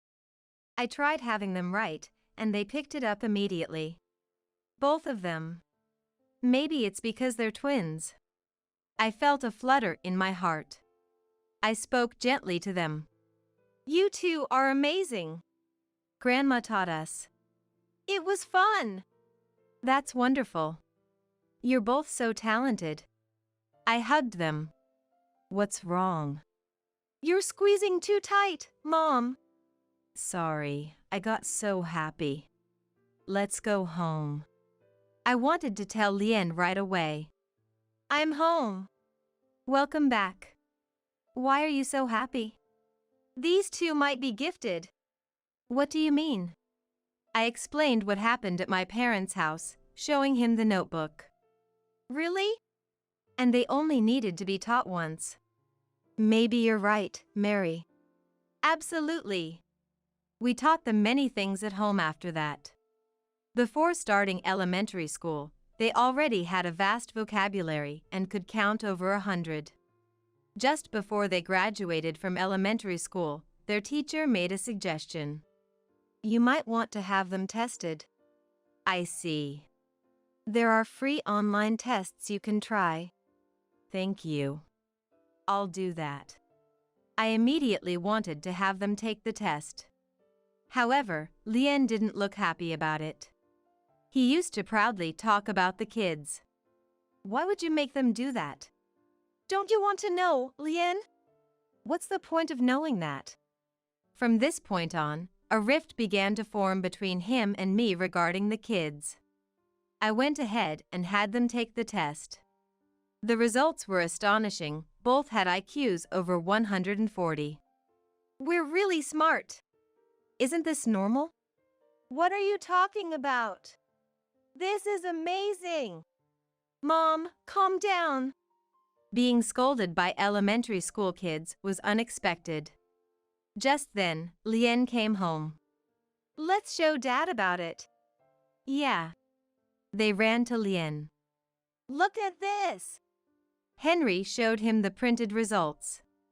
IQ 140? Lien praised them. But he said nothing. Lien? Sorry, I need a shower. From then on, he started avoiding the kids intentionally. As they grew, this became more apparent. The major conflict happened when they were about to take high school entrance exams. Isn't a local school good enough? These kids have incredible potential. They should go where they can fully develop it. Let's be honest. They're too smart and unlovable. I don't like them.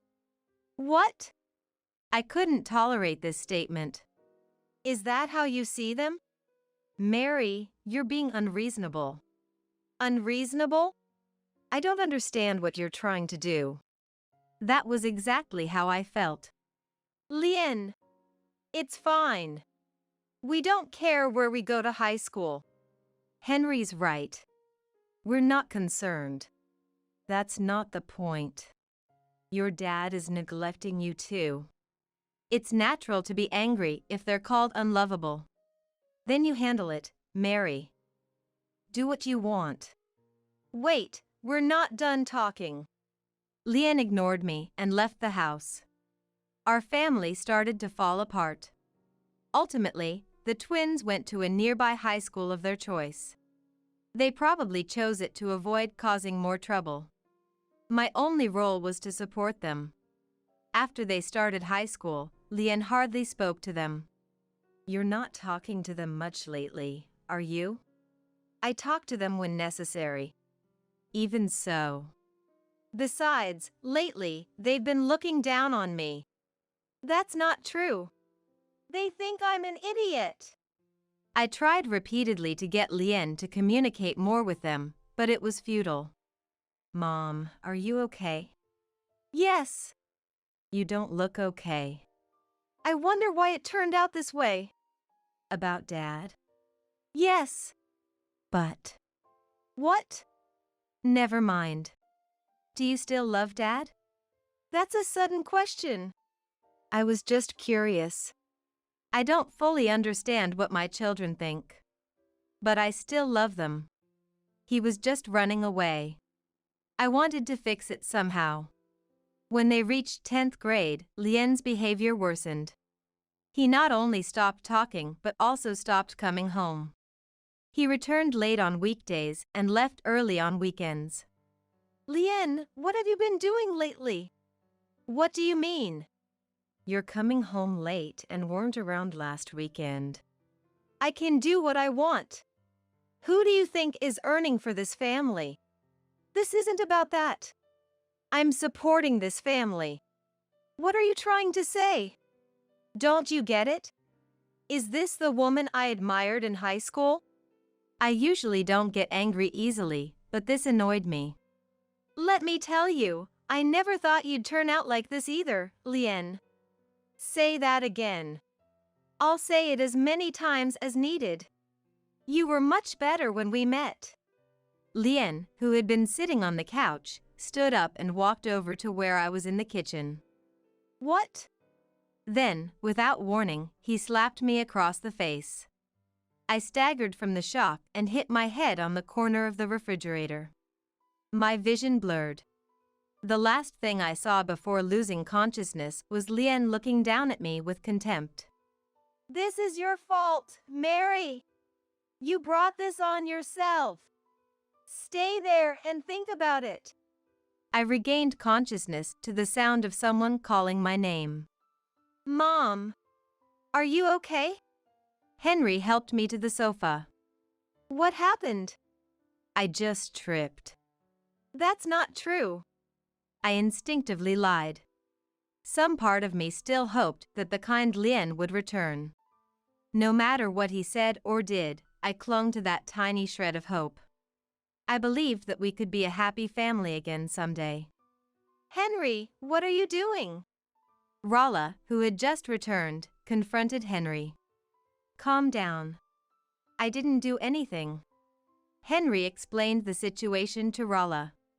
Does that mean? Henry put his hand over Rala's mouth to stop her from speaking. You're choking me. Henry shook his head. Rala seemed to understand and became quiet. Mom, you should rest for now. Yes, you should rest. We don't know what could happen next. But I still have things to do. I tried to stand, but my legs were unsteady. Leave it to us. All right, I'll rest first then. Lien wasn't in the bedroom. It seemed he had gone somewhere again. I lay down and closed my eyes, hearing the kids talking outside the door. I couldn't make out the details. I fell asleep. The next morning, Lien's loud voice woke me. My head still hurt a bit, but the mirror showed no serious injury. I followed the sound to the living room. Lien was yelling about his missing smartphone. You're finally up. Where's the smartphone that was here? How should I know? Then help me find it. The kids came out, rubbing their eyes. What's going on so early? The shouting woke us up. His smartphone is missing. Smartphone? Rala, do you know anything? I don't. I didn't even know when he came back. Right. Just help me find it. I understood his anxiety about the missing phone, but he seemed excessively agitated. Despite searching everywhere, we couldn't find it. Then Henry shouted. It was under the couch. We moved the couch and found the smartphone there. It's so late. I'm leaving now. Take care. After confirming Lien had left, Henry and Rala started laughing. What's so funny? Nothing. It's nothing. He was just really panicked. I had no idea that this ordinary event would lead to something so significant. Come on, you two, hurry up or you'll be late. Eat your breakfast. Yes. Yes. Lien still showed no interest in the kids. Out of concern for me, they never brought him up. Life continued this way as they entered the 11th grade, with exams approaching. Today is the day you get your test results, right? Yeah. Want to see? Henry showed me his results, all with high scored. As expected.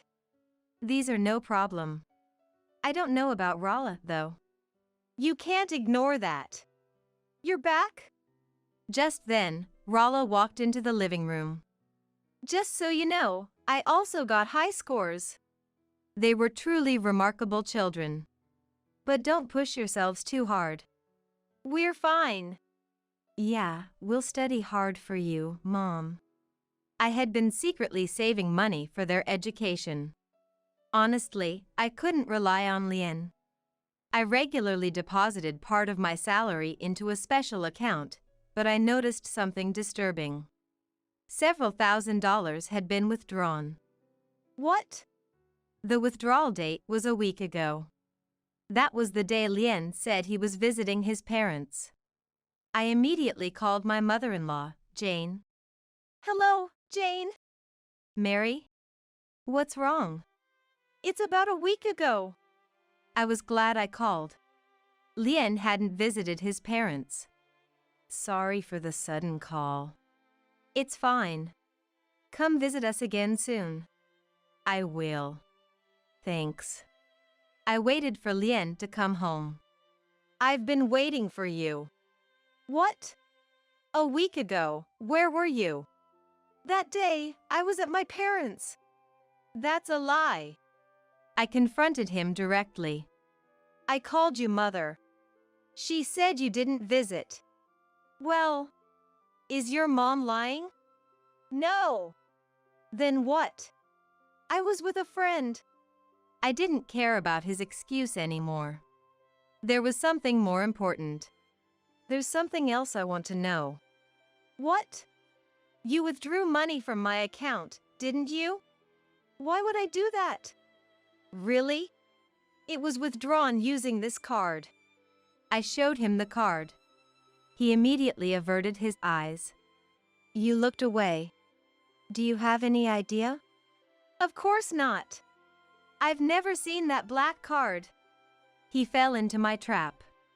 Black? This isn't black. What I had shown him was just a loyalty card. Moreover, it wasn't black but white. If you don't admit it, I'll go to the police. Lien began to confess. He hadn't used all the money, but had spent around $10,000. However, he couldn't have withdrawn it without knowing the password. How did you get the password? I saw you checking the account on your smartphone. So you saw it then? He nodded deeply. Return all the money, and I won't go to the police. All right. I'll return it. By when? By next month. If you break your promise, you know what will happen? Lien became compliant. On the promised day, he returned the full amount. Wait. Where did he get that money? Mom. Oh, am I interrupting? No, it's fine. What is it? Take a look at this. Henry showed me his computer screen. It displayed the rankings of various apps. And? See the app ranked number 1? I made that. It's a study management app. When did you have time to make this? Between studying sessions. A friend told me about it, and I started working on it. It turned out to be really fun. And here we are. I'm constantly amazed by my children. To achieve this in their spare time is incredible. It's kind of a side project. A side project? Yeah, don't worry about it. All right. With less than a month until the exams. Finally, Lien did something that overshadowed everything he had done before. Hey, what's Dad been doing? I haven't seen him around lately. Hey! Oh! We were having dinner. Don't worry about it. Mom, I can't let you two suffer because of this. What do you mean? It's time for me to make a decision. Henry and Rala exchanged glances. If there's anything we can do, just tell us. Yeah, we'll do anything. Thank you. I'll rely on you both. Just then, Lien appeared. Dinner time, huh? Is there some for me? The kids' expressions changed to one of tension. They were clearly wary of him. There's some, but... Then get it ready for me. I prepared his meal. How's school lately? Huh? Just normal, I guess. What about you, Rolla? I'm normal too. It seemed like a regular family conversation, but it had been a long time since I'd seen this. Lien was smiling and talking to the kids, but they responded reluctantly. Here! I interrupted the conversation by serving dinner. Since the kids had already finished eating, I encouraged them to go to their rooms. Hey, we were still talking. What are you trying to do? I just wanted to talk to the kids. That can't be all. It really is. After that, he ate silently and went to bed. From then on, he started coming home early. I couldn't shake my distrust of him. 2 days later, on my birthday, he did something unexpected. Happy birthday. He handed me a bouquet of flowers as he said that. It was a bouquet of yellow roses. Thank you. I also bought a cake. While he was saying this, the kids came home. Mom, happy birthday! This is our gift to you. I ended up enjoying the day more than I expected. But when I woke up the next morning, he was gone. He had been sleeping beside me the night before. I got up and searched the house, but he was nowhere to be found. I realized I had been played. Then Rolla burst into the room. Rolla? I've been thinking, and I remembered something. Those yellow roses from yesterday are terrible. Terrible? They symbolize jealousy or wavering love. Really? But why would he be jealous of me?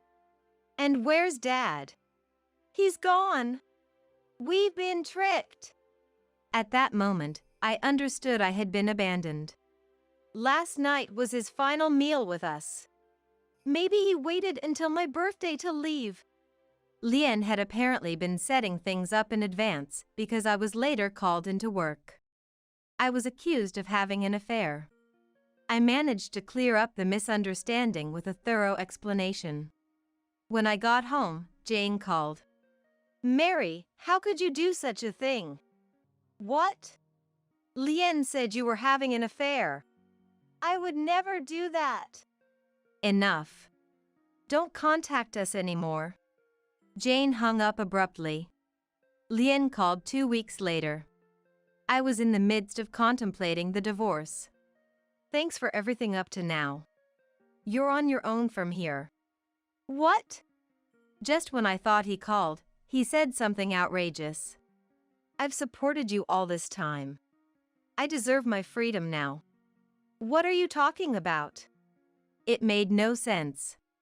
He claimed to have supported us, but I also worked, earning more than Lien. I'm tired of you, Mary. You were young and beautiful, but now you're useless. How can you say that? And those kids are creepy. I don't know what they're thinking. I don't like them. Don't talk about the kids like that. Are they even mine? Tell me the truth. I clenched my fists. So you just want to leave? I'm glad you understand. He laughed loudly and hung up. A few days after Lien's call, I received the divorce papers.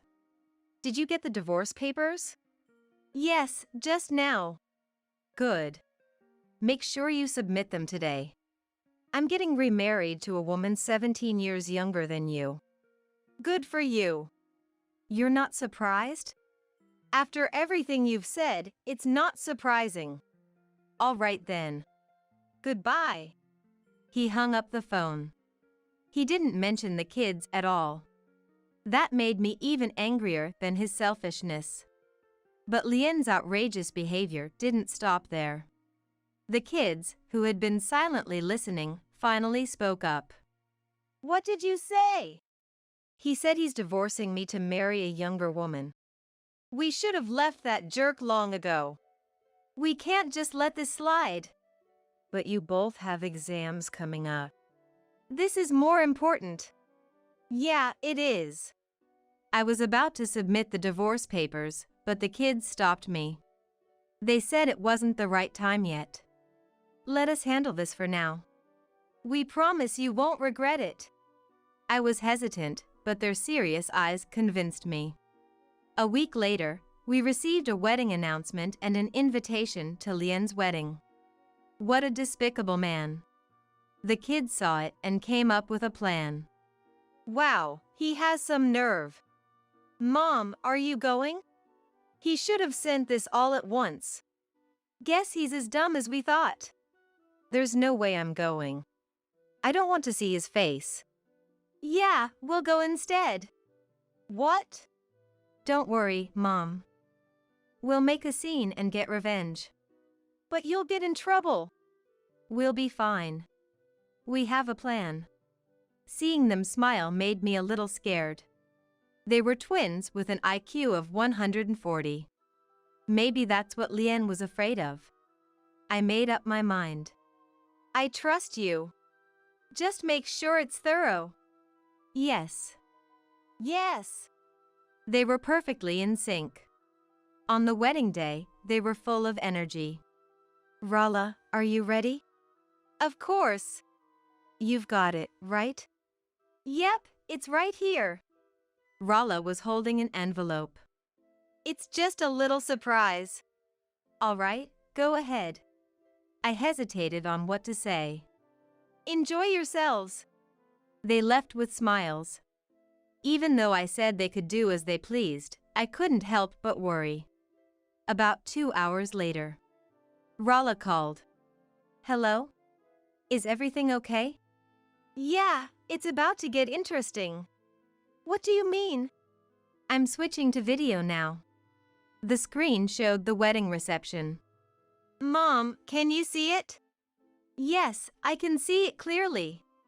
We're about to cause some trouble, so watch closely.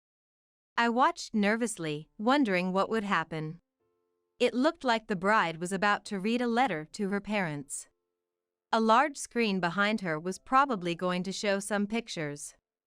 Just as she started reading, the screen showed a video of Lien with some woman. And it wasn't the bride. What is this?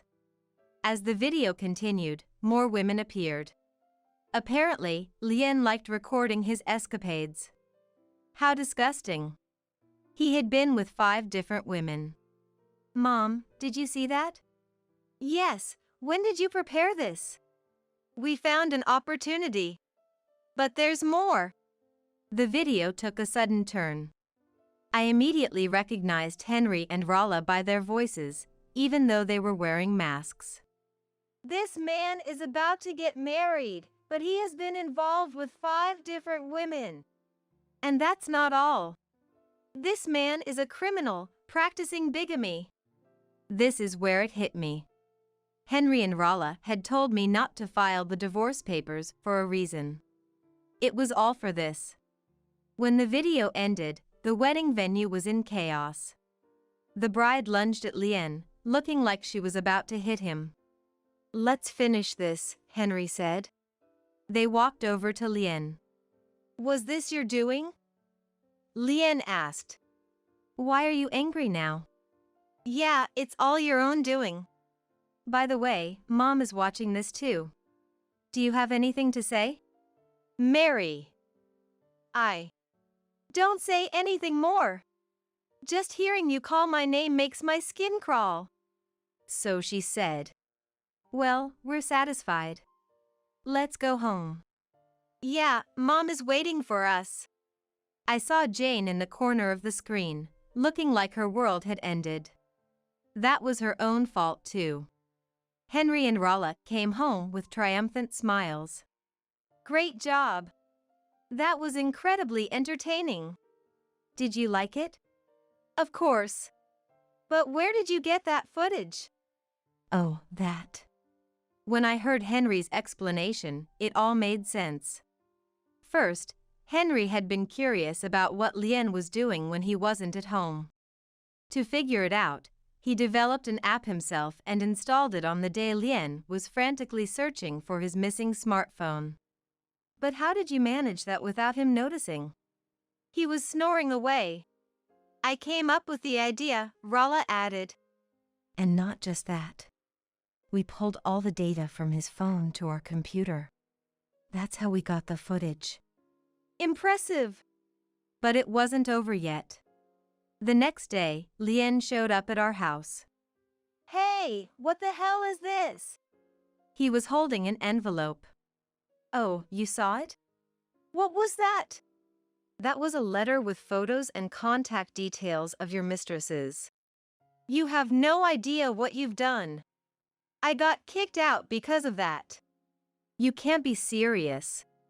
And by the way, Lien, you tried to spread lies about me at work, didn't you? It didn't work though. So, what do you want? We're still married, right? Henry said so yesterday. Oh, that. We just said that to set you up. He still thought I hadn't submitted the divorce papers. You're a bit late. I already submitted them. But I'll still get the compensation. What? You've got to be kidding me. Rala, who had been silent, finally spoke. The joke's on you. You've probably already been sued by your fiancé too. That's why you're here, right? He fell silent, hit by the truth. And don't forget, you're a criminal. That's true. If you don't want to get arrested, you should leave now. Damn it, you'll pay for this. I don't even want to remember you. I never saw Lien again after he left in a hurry. It turned out he refused to pay the compensation and ran away. He was found by the police in a park and taken back to his new wife. His life was bound to be a living hell. What a pathetic man, Henry said. Well, he deserved it after everything he did, Rala replied. It's like he was never really part of our family, I added. Now, the three of us live happily together.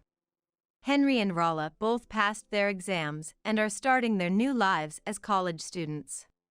I'll continue to watch over them. Rebecca and I, childhood best friends, never run out of things to talk about. Our conversations start with reminiscing about our early years and lead to discussing our first loves. We lose track of time, laughing occasionally, and when the conversation eventually lulls, I muster up the courage to ask about her husband Gary, a topic I had been contemplating bringing up for a while. Weren't you with Gary the other day? I ask, trying to sound as casual as possible. Yeah, probably. It's just as you imagine. I'm having an affair with Gary. Apparently, he doesn't have any affection for you. Gary and I are getting married. The date is set, so make sure you're divorced by then. He said his marriage to you was only for the money, Erica reveals bluntly. I feel my voice catch in my throat, unable to express my emotions. After Erica leaves, I head to my room with a heavy heart and collapse onto the bed. A few days later, my children come to visit me. Did something happen? Surprised, I remain silent, and my daughter Jennifer patiently waits for me to speak. Taking a deep breath, I decide to confide in Jennifer about the heavy burden weighing on my heart. I tell her how I invited Erica over and confronted her about the affair with Gary, which she readily admitted to. Erica even told me that they were planning to get married and that I should divorce Gary. Jennifer gently puts her arm around my shoulder and whispers, I knew it. Don't worry, Tim and I will figure something out, she assures me. Tim, my son, who was drinking milk in the kitchen, chimes in with a soft, yeah. No need to worry. We have evidence, he adds. The curtain rises on hell, Jennifer remarks with a mischievous grin, as if concocting a new prank. My name is Rebecca, and I'm 58 years old. I'm just your average, everyday housewife, the kind you'd find anywhere. I sit in my living room chair, gazing absent-mindedly as the evening light filters through the window into the room. Alone, I eat my meal in solitude, feeling a profound sense of loneliness. The person who should be sitting across the table from me is not here. I believe my marriage to Gary was never truly bad. Blessed with 2 children, Jennifer and Tim, Gary, with whom I've shared many joys and sorrows, is someone I consider to be the best partner. Recently, though, Gary has been coming home from work later than usual. On the verge of retirement, Gary stepped down from his managerial position and often returned home on time. However, about 6 months ago, he suddenly started coming home late, and I found myself eating dinner alone more frequently. The fact that Jennifer and Tim have both become independent and live on their own has also contributed to my loneliness. Although I certainly feel the bonds of family, I can't help but feel my presence fading as my children grow up. Lost in thought, I finish my meal and put the half-eaten dinner in the refrigerator. I'd love for us to go to a restaurant together again, I mutter to myself with a wry smile. 6 months ago, for my birthday, my children organized a dinner party at a restaurant.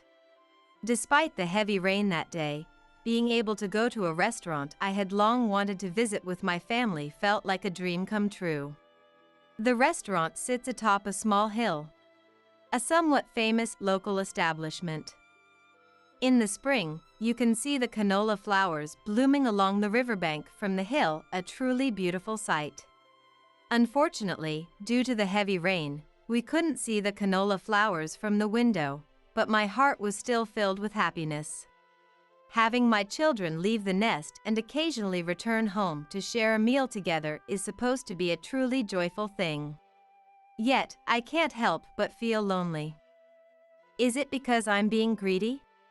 I wonder if feeling lonely when your children leave home and you find yourself with more time alone is something every ordinary housewife experiences. One day, while shopping at the local supermarket, I unexpectedly run into my childhood friend Erica. Oh, what a coincidence!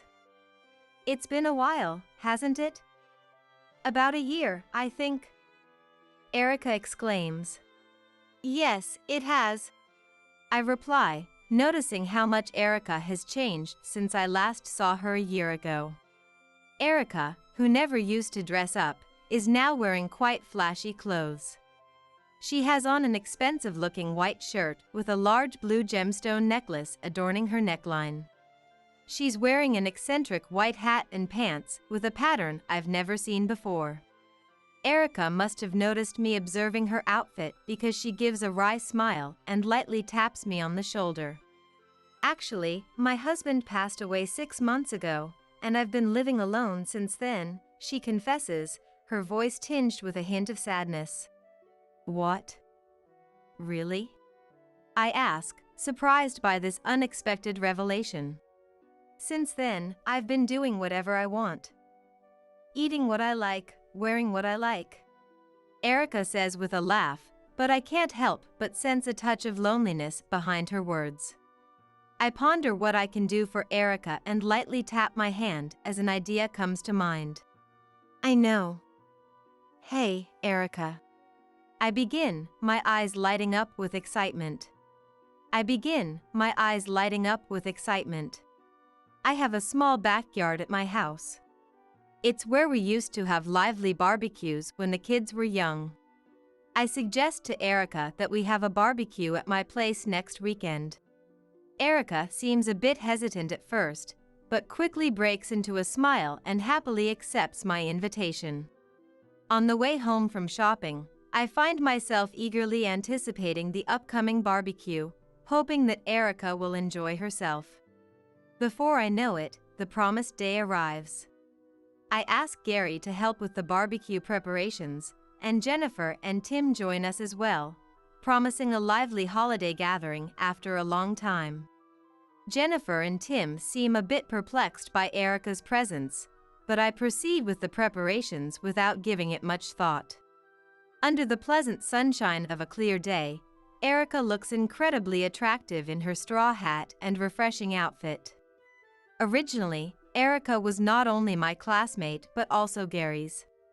When I considerately offer to take over the barbecue duties from Gary, saying, "I'll take it from here," he and Erica begin to chat and laugh together.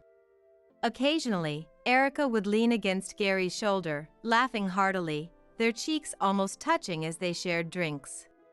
Seeing this, Jennifer and Tim clearly show disgust, their faces contorted with displeasure. I sense my children's feelings and make eye contact with them, silently pleading for their understanding. Erica might be lonely after losing her husband. She's drinking, too, so let's cut her some slack for today, I reason, hoping they'll empathize with her situation. If you say so, Mom, I guess it's fine. Jennifer reluctantly agrees, but Tim continues to glare sharply at Erica. A few months later, an incident occurs that throws my life's gears into disarray. It happens on a day when I decide to take a long overdue train trip to do some shopping. It's a holiday, and Gary had also left early in the morning, saying he had some errands to run. As I walk along the street lined with numerous stores, I gaze at the products through the glass windows without stopping. I can tell that the items in each store are refined and expensive without even looking at the prices, so I don't feel particularly tempted to buy anything. Suddenly, as I pass by a certain store, I spot Erica on the other side of the glass. Erica seems to be happily selecting from an array of dresses. It's a wedding dress rental shop, with white wedding gowns displayed in the front. Assuming she must be choosing a dress for a relative's wedding, I decide not to call out to her and attempt to walk past. Huh? I mutter under my breath, my feet coming to an abrupt halt. I had been so sure that Erica was with someone I didn't know, but there, standing next to her, is Gary. Gary is laughing loudly, holding up an outfit against his body with a delighted expression. As Erica and Gary disappear into the back of the store, I distinctly see them casually holding hands. Stunned by this utterly unexpected scene, I find myself unable to process my emotions and end up returning home without doing anything. Despite venturing out, I come back empty-handed, and in a daze, I search for Erica's name in my mobile phone contacts. After agonizing over the message content, I finally hit send. "Want to grab a coffee together sometime?" My short message reads. To my brief message, a simple reply arrives. Sure. I'll come by the day after tomorrow. I can't help but wonder if Gary is sitting next to her, laughing as they read the message together on her mobile phone screen. The thought makes my chest tighten with fear, and without even waiting to confirm Gary's return home, I drift off to sleep. For a while after that, I didn't speak to Gary, but he didn't seem particularly concerned about my behavior. Then, a few days later, Erica visits my house. Erica brings along a delicious-looking tea that I've never seen before as a gift, and we sit facing each other, chatting and laughing. As childhood friends, we never run out of topics to discuss. We start with memories from our early years and move on to talking about our first loves. We lose track of time, laughing occasionally, and when the conversation eventually lulls, I ask about Gary, a topic I had been pondering how to bring up for a while. "Weren't you with Gary the other day?" I inquire, trying to sound as casual as possible. The moment I wait for Erica's response feels excruciatingly long, as if time has frozen. Then, with a half-finished cup of tea in hand, Erica smiles at me and says matter-of-factly, "Yeah. It's probably just as you imagine, Rebecca. I'm having an affair with Gary. Apparently, he doesn't have any affection for you." Erica smirks, covering her mouth with her hand. Seeing me at a loss for words, Erica seems to take some pleasure in it and continues speaking mercilessly. "He complained that he only married you because you're the daughter of a wealthy family," she reveals, her words cutting deep. I find myself studying Erica's face intently. he complained. While I think to myself that it must be a lie, I listen attentively to Erica's next words.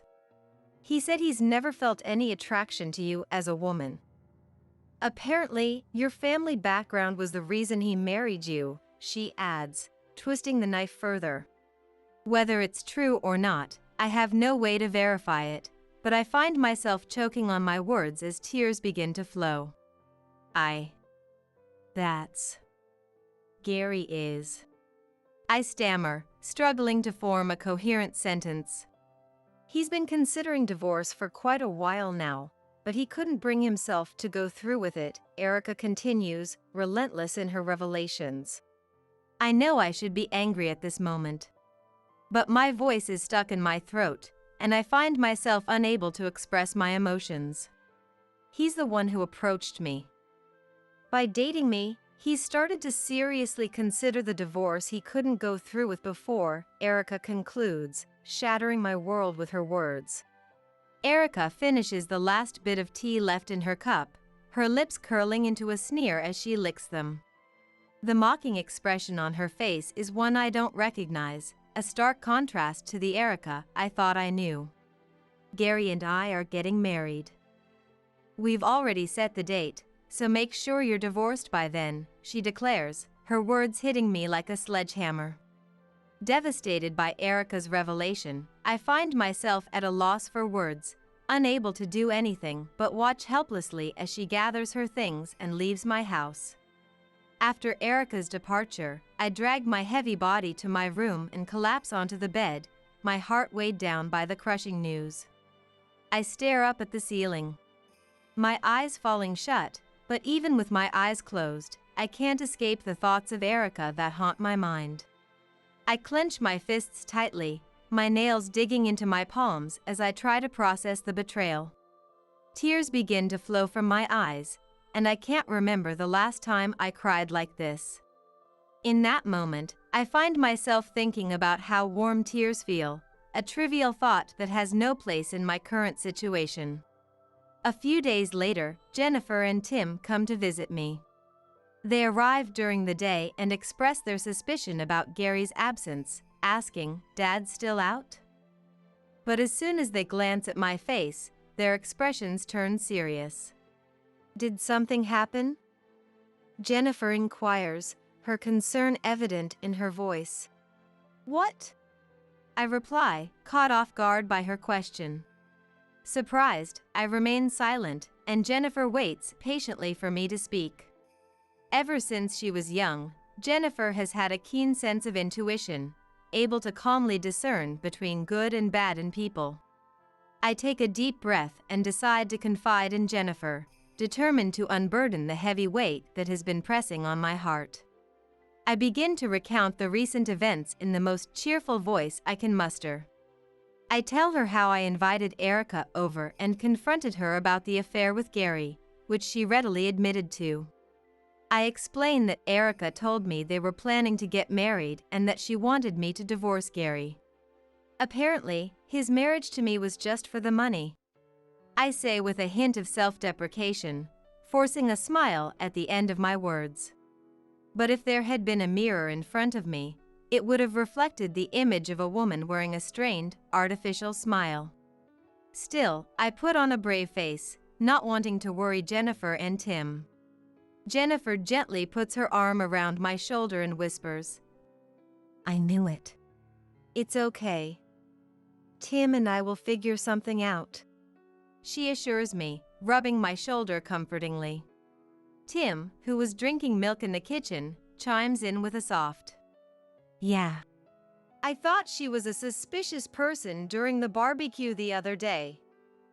Don't worry, we've got evidence, he adds, his voice filled with determination.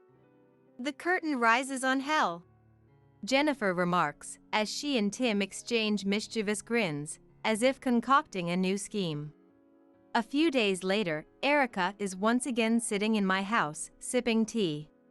This time, she didn't bring any gifts, and I served the tea she had brought during her previous visit. Gary is also sitting beside Erica, fidgeting nervously with his hands. This gathering was arranged by Tim. Since it's a weekday afternoon, both Jennifer and Tim took time off work to create this opportunity for a discussion. Tim instructed me to invite not only Erica but also Gary to the house. Regardless of Gary's work commitments, Tim seems quite irritated by the fact that Erica had an affair with him and demanded a divorce from me. What do you intend to talk about? I asked Tim weakly beforehand. Leave it to me and Jennifer. You don't need to worry, Mom. He replies with a reassuring smile. Unlike the gentle and kind demeanor he usually shows me, Tim is now looking down at Erica and Gary with a cold expression. I'm sorry for not telling you sooner. I was having an affair with Erica. Gary is the first to break the silence. With the entire family gathered and Erica present, he must have realized what was happening. Seeing this, Erica puts her arm around Gary's shoulder and says, There's no need to apologize. In a gentle tone.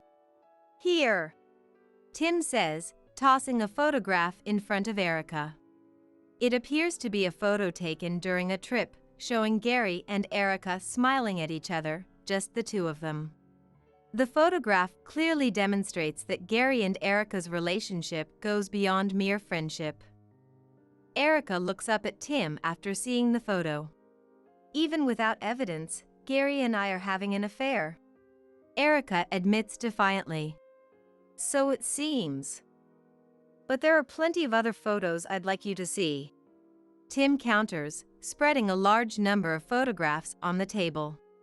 Erica's face visibly pales as she looks at a few of the photos. Tim explains that he investigated Erica's social media accounts and printed out photos and posts dating back several years. There are private photo messages and other personal information about Erica printed out.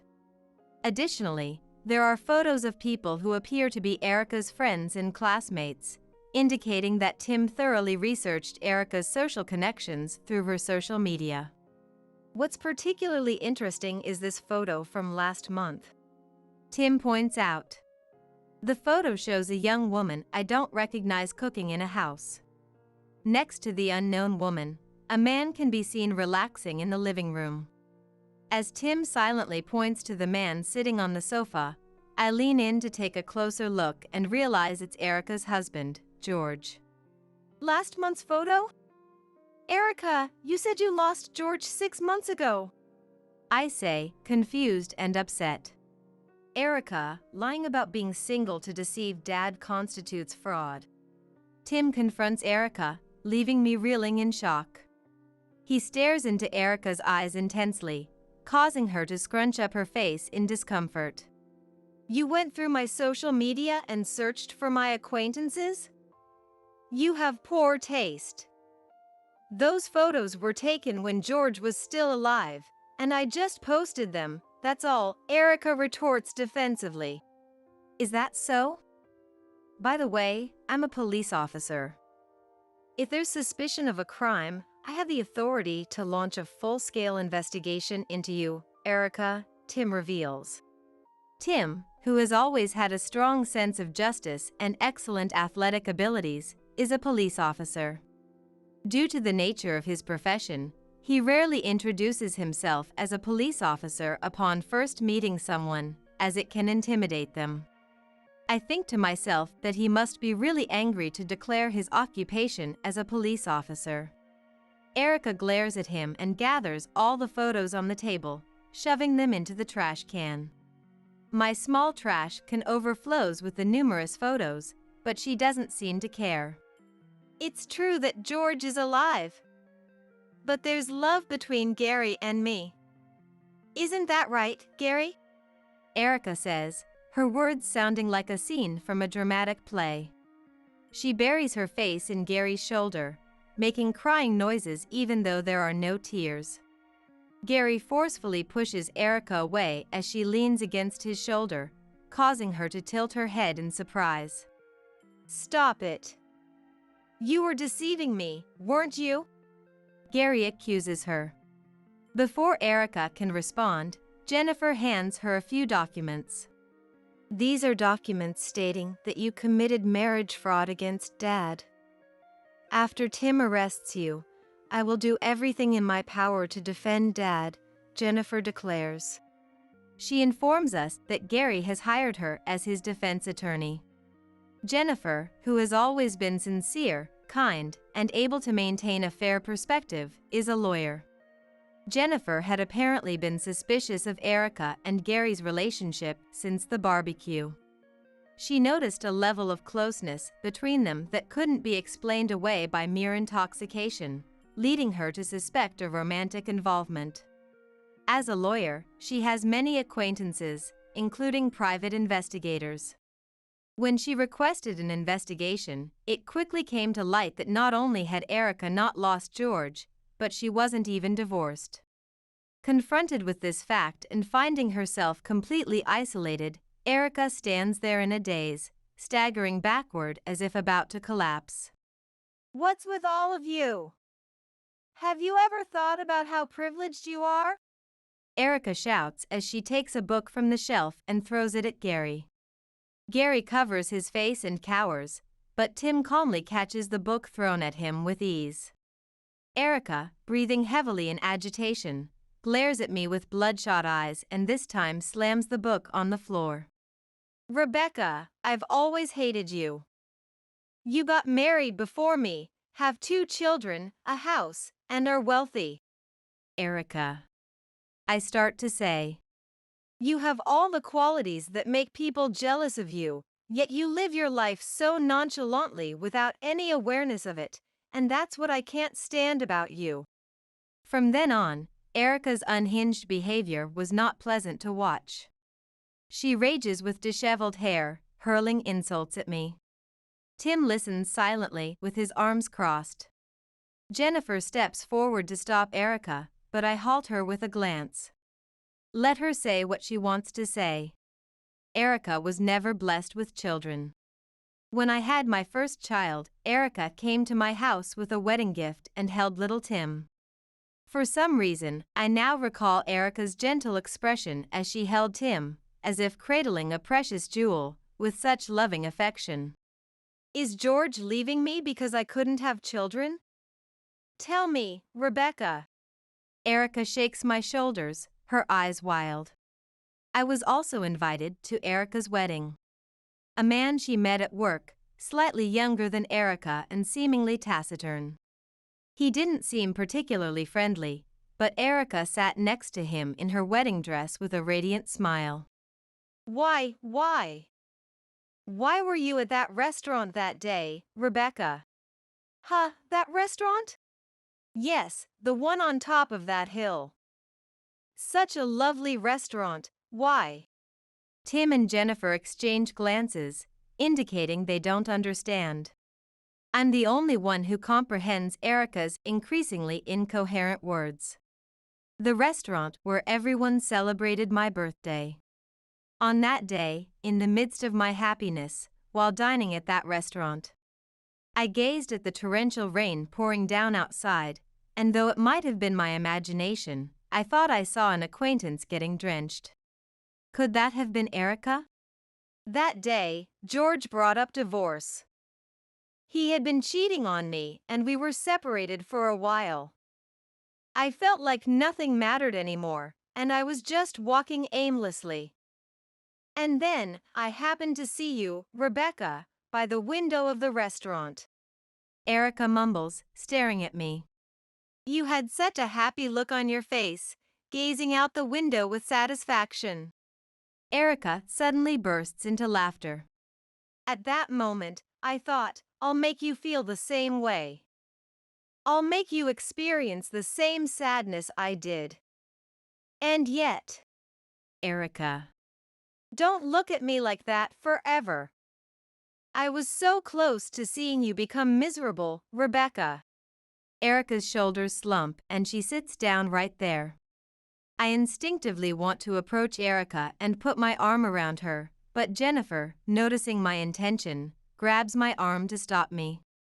Mom, Jennifer says, not uttering another word. Reaching out my hand now would surely be cruel, further hurting Erica. It implied that my relationship with Erica could never return to what it was. I had lost my dear childhood friend. When George learned of this incident, Erica formally divorces him. Gary, having fallen into Erica's trap of marriage fraud, meets a pathetic end and becomes depressed at home. Having been scolded harshly by Jennifer and Tim, Gary seems to reflect deeply and starts speaking to me in a polite manner. On his days off, he diligently cleans the house from morning to noon and even massages the soles of my feet at night. He also takes the initiative to cook, and it's amusing to see him screaming in the kitchen as he tries to prepare the dishes I request. One night, while Gary is massaging my feet, I ask him, "Why did you even consider having an affair with Erica?" Although Gary is shy when it comes to romance, he's an honest and sincere man. I couldn't imagine him as someone who would cheat, so I'm genuinely curious. It's embarrassing to admit, but Gary says awkwardly, confessing that he had a complex about his lack of experience with women, as I was his only partner. Erica knew that Gary and I had been together since our student days and got married. She pointed out Gary's inexperience and seduced him, saying, "You only live once. Isn't it a waste not to know other women?" I deeply regret it. I betrayed you out of mere curiosity, Rebecca. I'm truly sorry. Do you still love me now?" "Of course," Gary replies as he continues to massage my feet. I realize that Erica's claim about Gary marrying me for money was a lie. Gary fell in love with my lively personality and married me. And he assures me of that. Your hand stopped. Press harder. Yes, dear. I smile as I lie face down. Some time passes. And on a pleasant spring day, I sit in the back seat of Tim's car with the window open, feeling the outside breeze. The car slowly ascends the hill and reaches a small peak where the town can be seen in the distance. "We're here. Watch your step," Tim says as he carries my luggage and escorts me to the restaurant. As I take my designated seat, I see a vast field of canola flowers blooming along the riverbank outside the large window. The sight of the yellow flowers stretching endlessly on both sides of the straight river is breathtaking. "It's beautiful. Happy birthday," Gary says, handing me a small bag while gauging my reaction. Inside is a pair of socks. I can't help but laugh at the idea of receiving socks as a birthday present. No, these are expensive socks I bought from a specialty store," Gary explains, while Tim puts his head in his hands and shakes his head. And Jennifer laughs while clutching her stomach. He's truly a hopeless man. Laughing, I shift my gaze out the window. My happiness has always been my own. It doesn't matter if someone tries to deny it or what they think of me. I'm sure I'll be all right, that I can become even happier than I am now. The canola flowers on the riverbank sway endlessly in the wind.